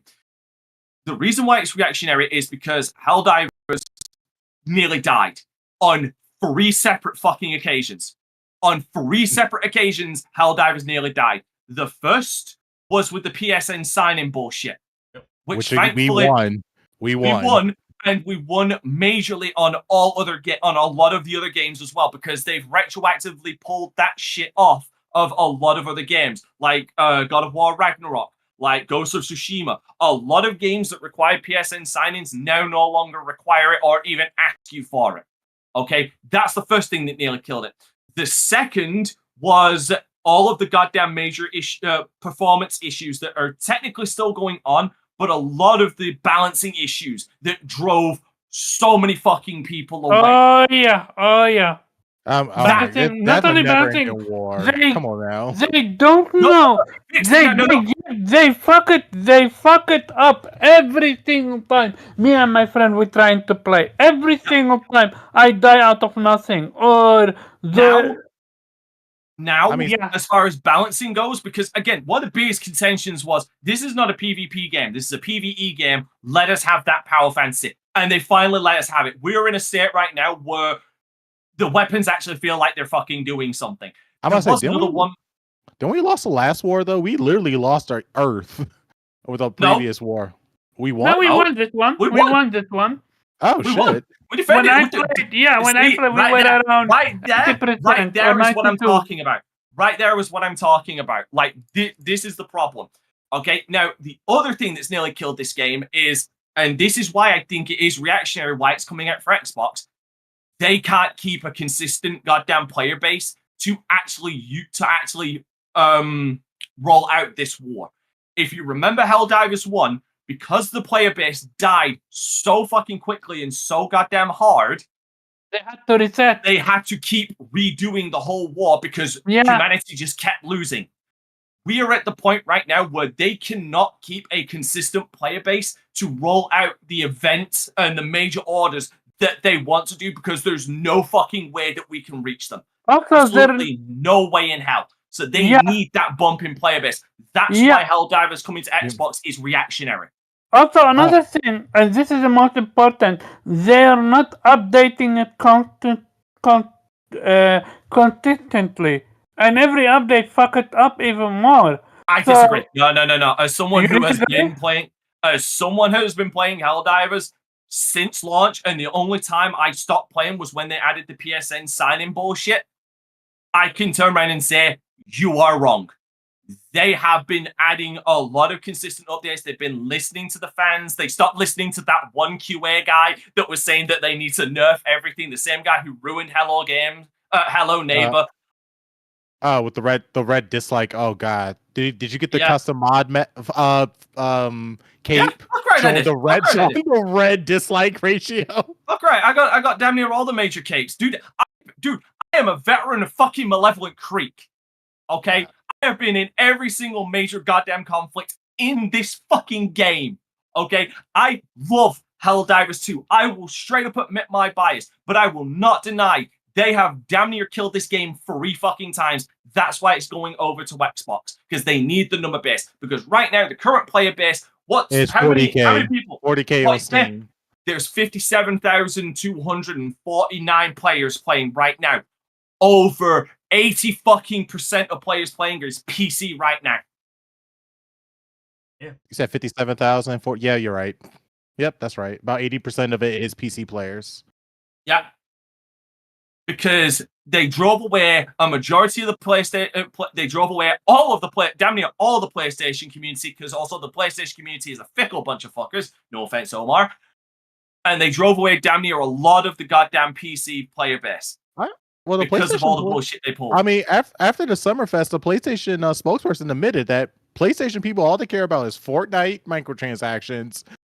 What was it? FIFA, Call of Duty, 2K, and Madden. That's it. Yeah, a lot of people are buying their PlayStations solely for the purpose of playing free-to-play games, and maybe like the only live service game that they purchase once a year. That is wild. The only 2 major things Helldivers has going against it right now is, one, its performance issue, because it does have a performance issue on PC and I believe console as well, because of some of the wide scope things they've been adding, because they added cities and they are fucking amazing to fight in. But they're huge. They're destructive. That's the problem. Yeah, it's brutal, but it's fucking cool. You want to burn up people's computers and PCs, man. God damn. And this is a personal one, but Masters of Ceremony, that war bond fucking pissed me off, because it's a meme. It is a worthless meme-filled fucking war bond, and they bought it out at the worst time, because they bought it out when Earth was being invaded, when we needed heavy artillery. Well, I mean, the developers, they did say they like to troll sometimes. They will actively hop into our game sections. And Joel's an asshole. But again, going back to the broader topic, I see a lot of other games coming to PlayStation because for some reason they're still in the headspace that they want to do live service games. They have a good model with Helldivers 2, in my opinion. Helldivers 2 is, in my opinion, as close to perfect as you can get for a live service game. They just need to learn how to execute it full on. And that's why they're going multiplat. But again, I do see them bringing more games to Xbox, but I also see this as them doing it because they believe Xbox is not going to be in the console market for long. Like Microsoft is going to get out of the console market. They're going to fully become the Netflix of games. They're going to push Xbox Game Pass to everything, including your kitchen sink. And then they're going to start locking a lot of shit behind, you can only stream this game because that's how we control it. And that's that kind of shit that, Stop Killing Games is about. Like, we want to own the shit that we buy. I'm done. Go ahead. All right. And let me bounce this over to Zero. Haven't had a lot of Zero opinions for the past month. I mean, a big part of it is, I think it's just to get more player base. I'm not a Helldivers fan. I played it, didn't enjoy it. But I do just follow the news, and it's, massively successful in that way. But I think it's sort of obvious of the trend where a lot of these games are going now. Like, functionally, outside of, I guess, PlayStation owning the IP, there's no reason for it to only exist on, one console anyway. Granted, PC can certainly make up most of the other, which does make up most of the player base. So perhaps I think this is what some of the companies are relying on without having to bow the knee to give to we'll give to our competitor. Because they still don't see PC as like a competitor, just another space. But it's not I never viewed Helldivers as like a PlayStation title in the way that like Ghost of Tsushima is, God of War, or like with Halo, Forza, Gears on the Xbox side. It has all the markings of like the perfect third-party game that really should just be everywhere, because the whole point of it is, like Dante was saying, like it's a PvE experience. We all should just be joining up together to save Super Earth. That's it. And spread democracy across the galaxy as, one dead bug or dead robot at a time. No more, no less. Not bug. Yeah. So, like, I know that there's the idea, like, we've got to stick to the old rigid model of this is an exclusive to PlayStation, and, like, the only way you get to do this is play PlayStation. Some of that is just dying off now. Like, when you're looking at these big games that have all of this, these massive player bases that aren't going anywhere, like, you got to begin to like stretch out and put them in places. Like, imagine if Destiny was PlayStation only. Like, it just wouldn't make a lot of sense. It wouldn't nearly be as successful as it is today. As much as you like it, love it, or hate it, like, it's still pretty successful and has gone on a 10+ year journey. You don't get that with just exclusivity. And I think the market that is now very much so focused on the live service aspect of everything is learning that like exclusive live service games don't work. No, okay. Maybe. Sorry. No, go ahead. I just want to add on to something you were going to say. Like, I was with you until you turned around and said that, because in my opinion, the reason why a lot of these games are going multiplat is because they're realizing we can't hold, because there's so many live service games out there demanding gamers' attentions 24/7, which a lot of gamers can't fucking do. That's why they need to diversify and broaden out their audience to other consoles. Otherwise, these live service games are going to fucking die. Yeah, which to me is what I mean by don't work. Like, okay. I could play the exclusive PlayStation only Helldivers, or I can play Marvel Rivals with my friends on any console that they have. I could play Fortnite. I could play Xbox, or that Gunnar game that Nappy brought up just earlier. First Descendant. There's a bunch of games that I could be playing that does not lock me into a restriction where my friends have to have the same thing that I have. And that makes things so much easier in every way. And companies obviously need to be seeing that, right? Again, and it's not even about, oh, we want you to play with your friends. We just want you to play our game. And if the only way you'll play our game is if your Xbox friend can also play with you while you play on PlayStation, then we'll put it on both.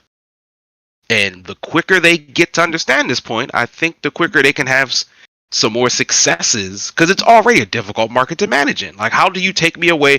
I've played 60-something hours in Elden Ring Night Vale, and I've only played with my friends once, because nobody really wants to play. They don't like Elden Ring as much. But every time I try to like play another game, I get like pulled back into Elden Ring. So then it just becomes, well, what's going to make me not play Elden Ring? For Dante, it's like, what's going to make Dante not play Helldivers? Right? And like, and if it's just, yeah, let alone the financial commitment, or like, you know, most live service, once you get into the live service like economy, like you're just used to it. You're like, I got to do these things and be a part of this, and it's like, why would I leave now? Yeah, like a person who spends $1,000 on 2K, it's gonna be hard to pull them away to another. Oh, yeah, another game. Like, I'm here on 2K. You know, I watch Dante streams. He plays Helldivers. He could choose any game he wants to. He plays Helldivers with his peoples, and it's a good time. So why would he go away to another game that doesn't give him that much freedom?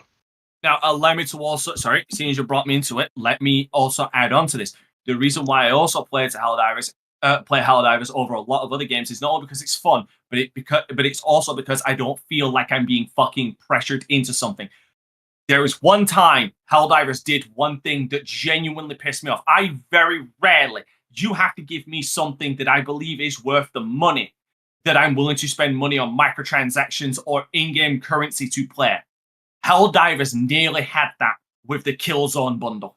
It was leaks. There was data mined. They were going to release a Killzone, a full Killzone war bond, and it looked glorious. And then they fucked it all up by adding it to the fucking superstore, to the superstore.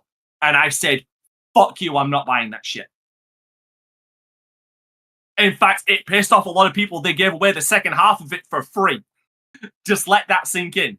They gave it for free for such a quick time that nobody had time to redeem it.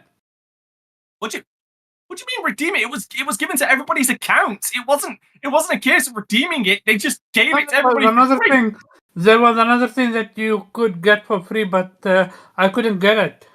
Like they they tried the FOMO shit. They realized it doesn't work, and then they backpedaled and haven't done it since. And they've even fixed the superstore so people have a chance to earn super credits and get the armor that they want.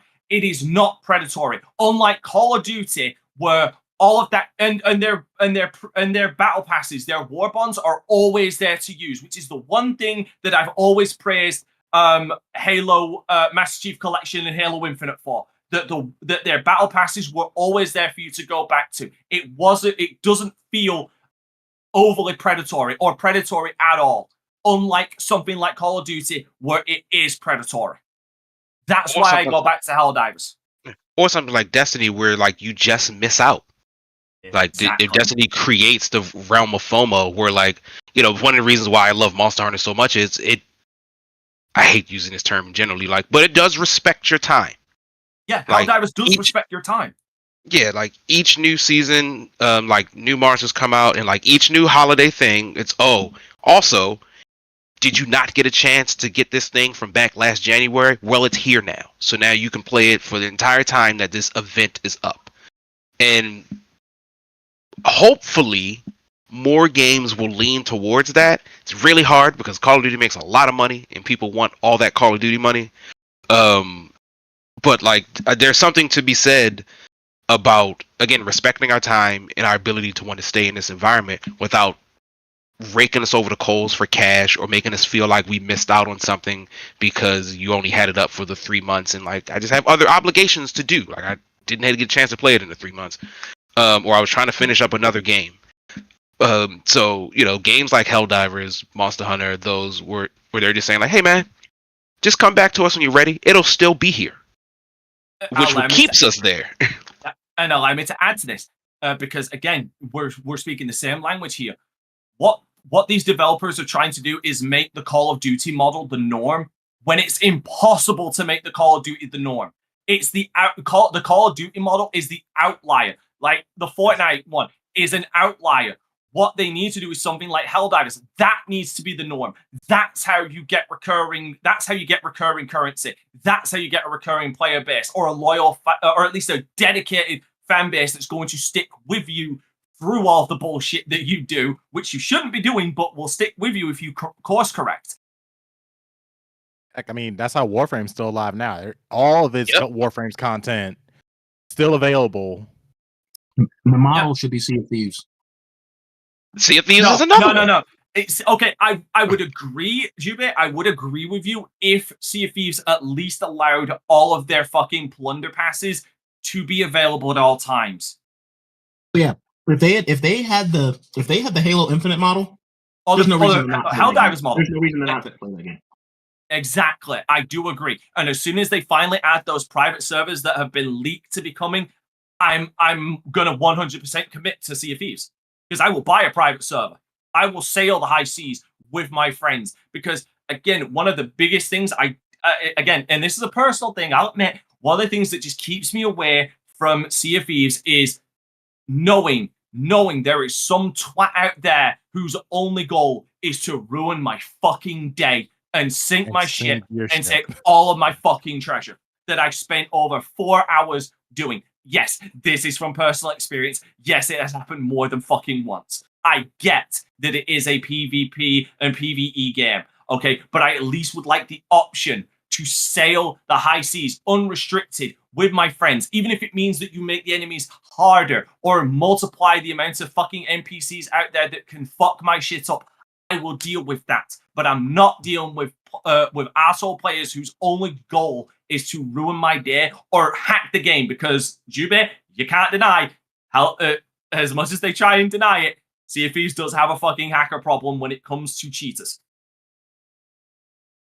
Basically, the FromSoft problem when it comes to getting invaded. Yeah, kind of actually. Yeah, he's not wrong. Like how? Yeah, FromSoft does still have that same issue. I had that in Elden Ring. Hey, that's why they got that special server. Once you go in there, you stuck in there forever. Jube, now that you're back, what was your reaction?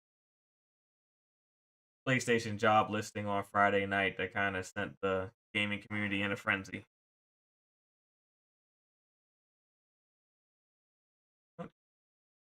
Going twice. Nappy, what was your reaction to the PlayStation job posting that kind of sent the gaming community into a frenzy? I try to apply. I already told them like some games that they need to put. So I'm waiting for Jack and Dexter, right? They need to bring Jack and Dexter back because that was one of my favorite childhood games. And then after that, Sly Cooper, man, they put Sly Cooper on PC, man, that would be great. I gave him a list of example of games. SOCOM, woo! Man, fuck Call of Duty, fuck a Battlefield, bring SOCOM back and make that shit cross-platform.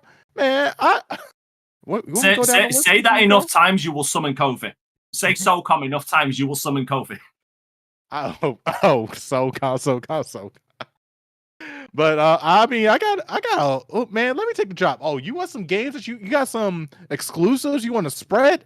Woo, man, I got a bunch of exclusives that you guys. Oh my god, what about what's that one on the PlayStation 4 exclusive game that was from FromSoft? Bloodborne. Oh my god, man, the PC player's been begging for Bloodborne forever. Dude, not just that. Fucking PlayStation fans themselves. It's like the one thing it's like the one thing I've seen consistently on PlayStation, on a lot of PlayStation fans. They just want a 60 frames per second patch for that fucking game. And the crazy part is PlayStation can do the 60 frame per second patch. They don't need FromSoft. They can do that. They can do it themselves because one dude has already fucking done it. Yeah. Oh, did you see the now that we come out of PlayStation 4? Literally, they're making a PlayStation 4 emulator, and they are gearing the whole performance around Bloodborne.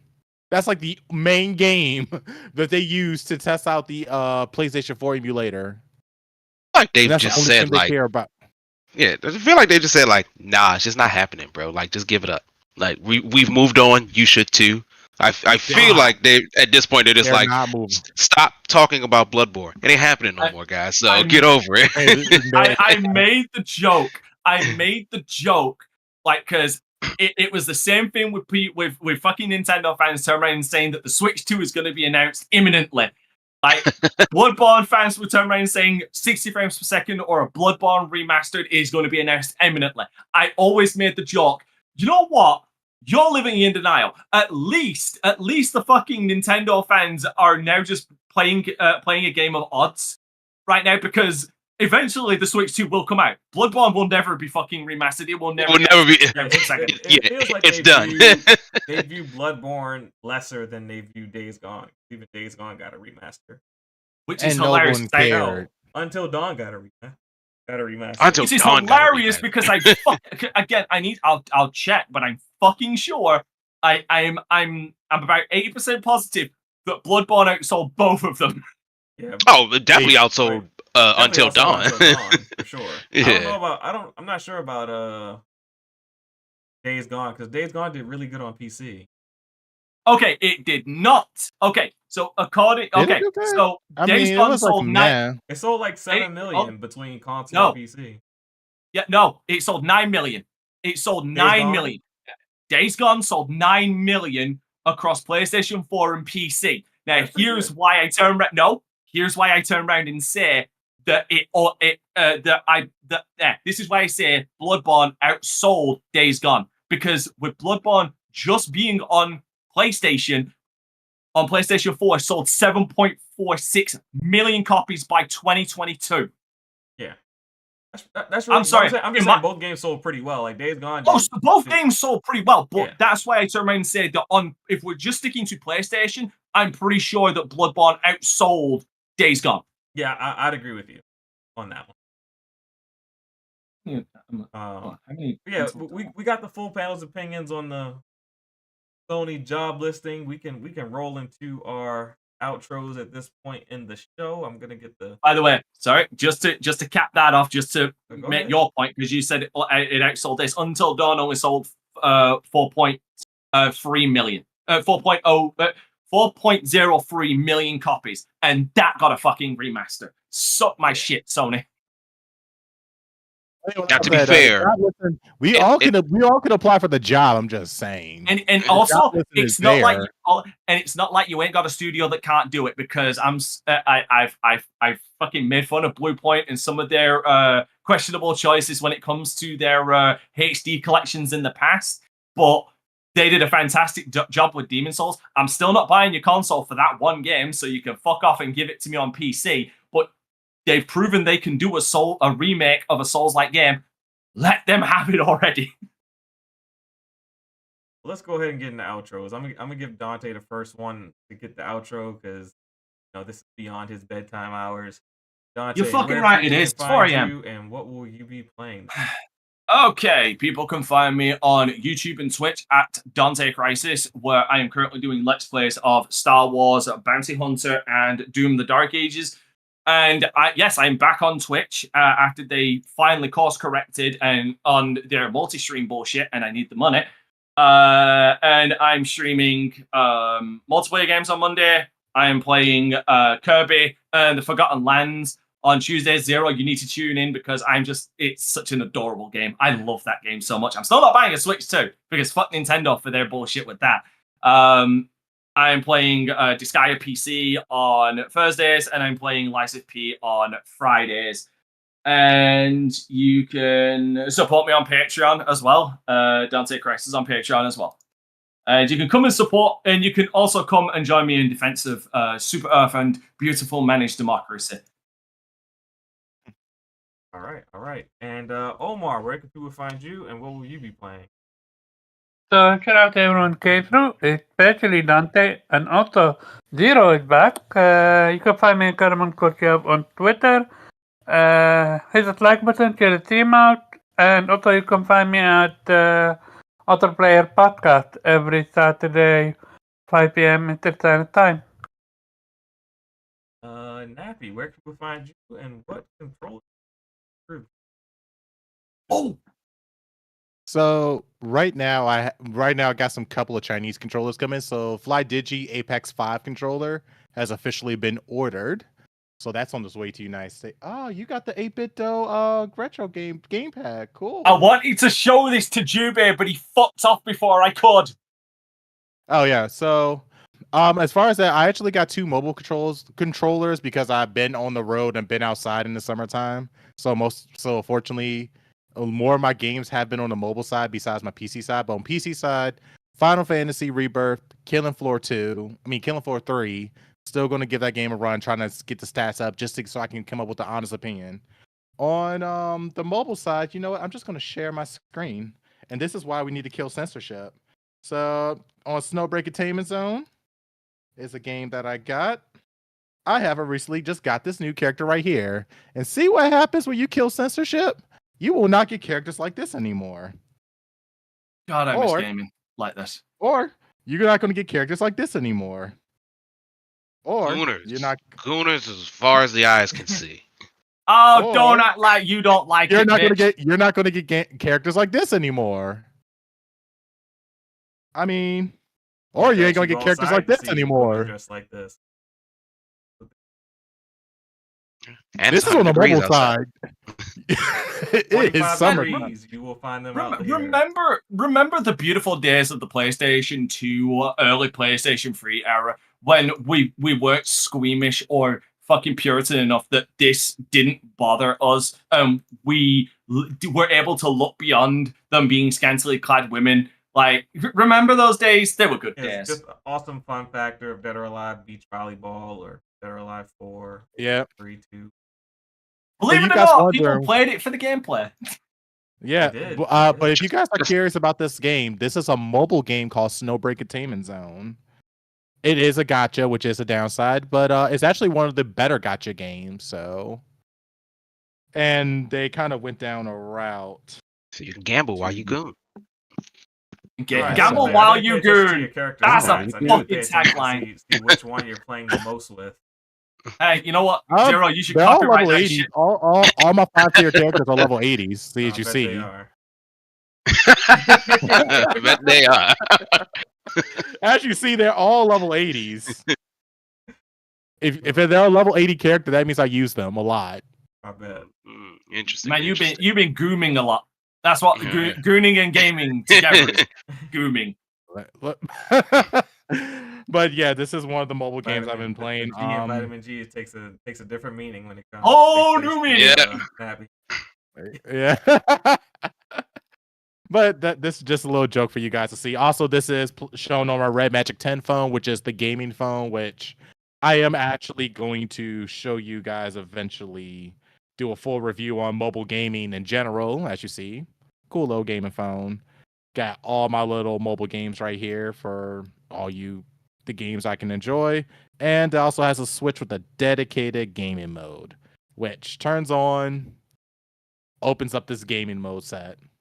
Which, yeah, it's pretty nice. But yeah, that's all I got for you guys. Right. Last but not least, Zero, where can we find you? I don't have anything nearly as interesting as a controller review or a scheduled stream or even just a Saturday stream. So just, find me Zero X386 pretty much everywhere you play games. If you want to play some Elden Ring, Night Ring, I'm always here for that. Still got to beat it with, I think, about 2 more characters, the Executor and the Executioner and the Recluse. So certainly can use some help doing that. But that's it, guys. Great to be back. I will be here more often. All right. With that said, just want to thank you everyone for coming out, contributing the comments and everything. I guess fuck Omar then. Omar gave his. No, he did not. He did not. He was very. I did. He was very fast, but he gave his. Okay. I get my outro. But then. But yeah, I just want to thank everyone who contributed to the show, whether it's comments, sharing it out, hitting that subscribe button. Come back next week. See us this time Monday, 9 p.m. Eastern. Come through, get your weekly dose of that vitamin G. We're out. Peace. See? I'm on the outside looking in, and I wanna be back on the inside. I don't wanna be left on the outside, all alone.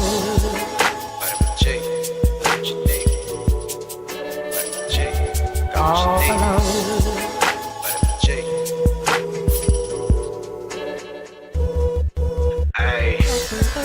Rockin' with beasts, discussing the heat in the streets. Take over the west and the east. I got what you need, a dose of this vitamin G. You rockin' with beasts, discussing the heat in the streets. Take over the west and the east. I got what you need, a dose of this vitamin G.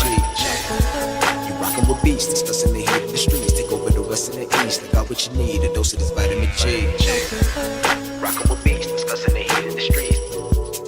I got what you need, a dose of this vitamin G. You rockin' with beasts, discussing the heat in the streets. I got what you need, a dose of this vitamin G. You rockin' with beasts, discussing the heat in the streets. Take over the west and the east. I got what you need, a dose of this vitamin G. Vitamin G.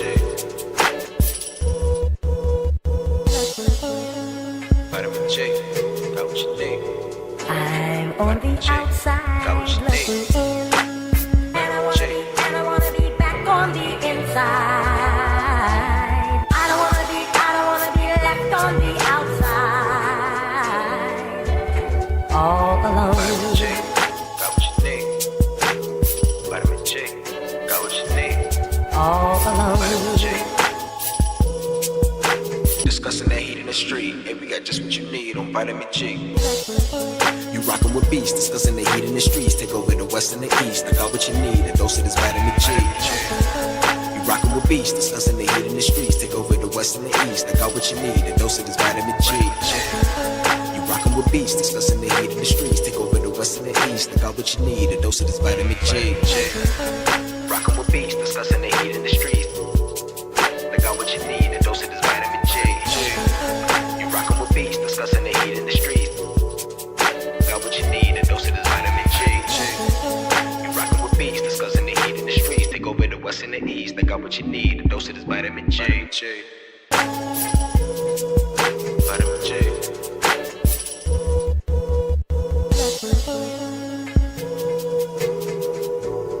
I'm on the outside looking in, and I wanna be back on the inside.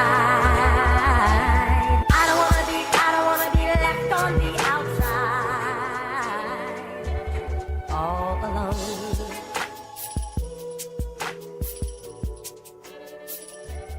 All alone.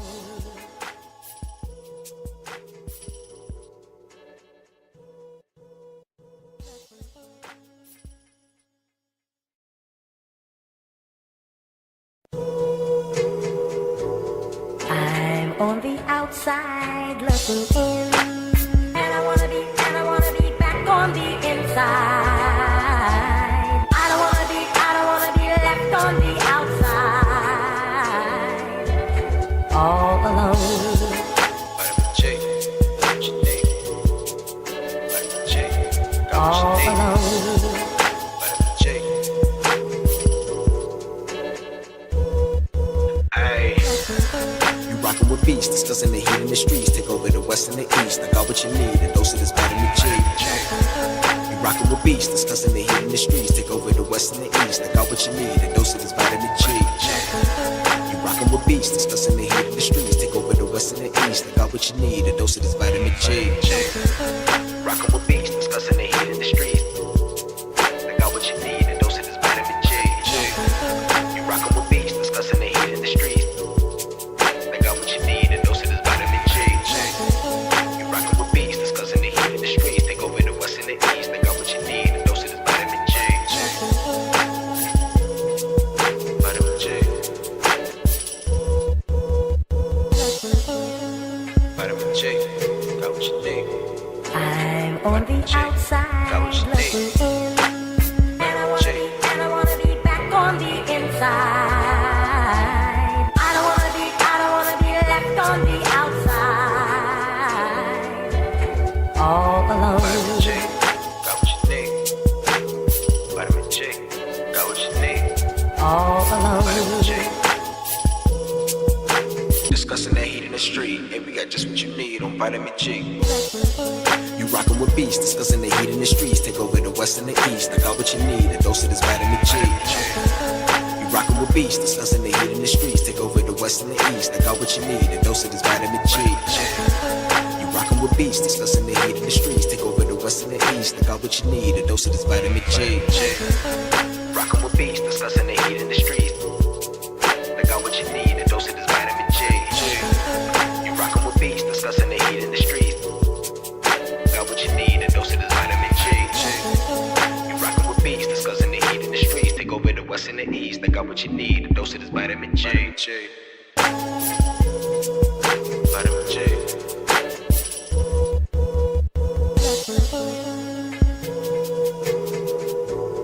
I'm on the outside looking in, and I wanna be back on the inside. I don't wanna be left on the outside, all alone.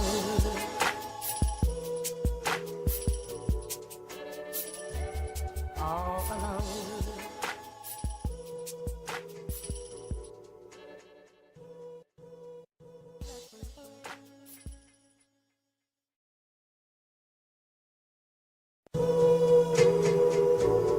I'm on the outside looking in, and I wanna be back on the inside. I don't wanna be left on the outside, all alone. Vitamin G. Got what you need. Vitamin G. Got All what you need. alone. Vitamin G. Hey. You rockin' with beasts, discussing the heat in the streets. Take over the west and the east. I got what you need, a dose of this vitamin G. You rockin' with beasts, discussing the heat in the streets. Take over the west and the east. I got what you need, a dose of this vitamin G. You rockin' with beasts, discussing the heat in the streets. Take over the west and the east. I got what you need, a dose of this vitamin G. Rockin' with beasts, discussing the heat in the streets. I got what you need, a dose of this vitamin G. You rockin' with beasts, discussing the heat in the streets. I got what you need, a dose of this vitamin G. You rockin' with beasts, discussing the heat in the streets. Take over the west and the east. I got what you need, a dose of this vitamin G. Vitamin G. Vitamin G. Got what you need. I'm on the outside looking in, and I wanna be back on the inside.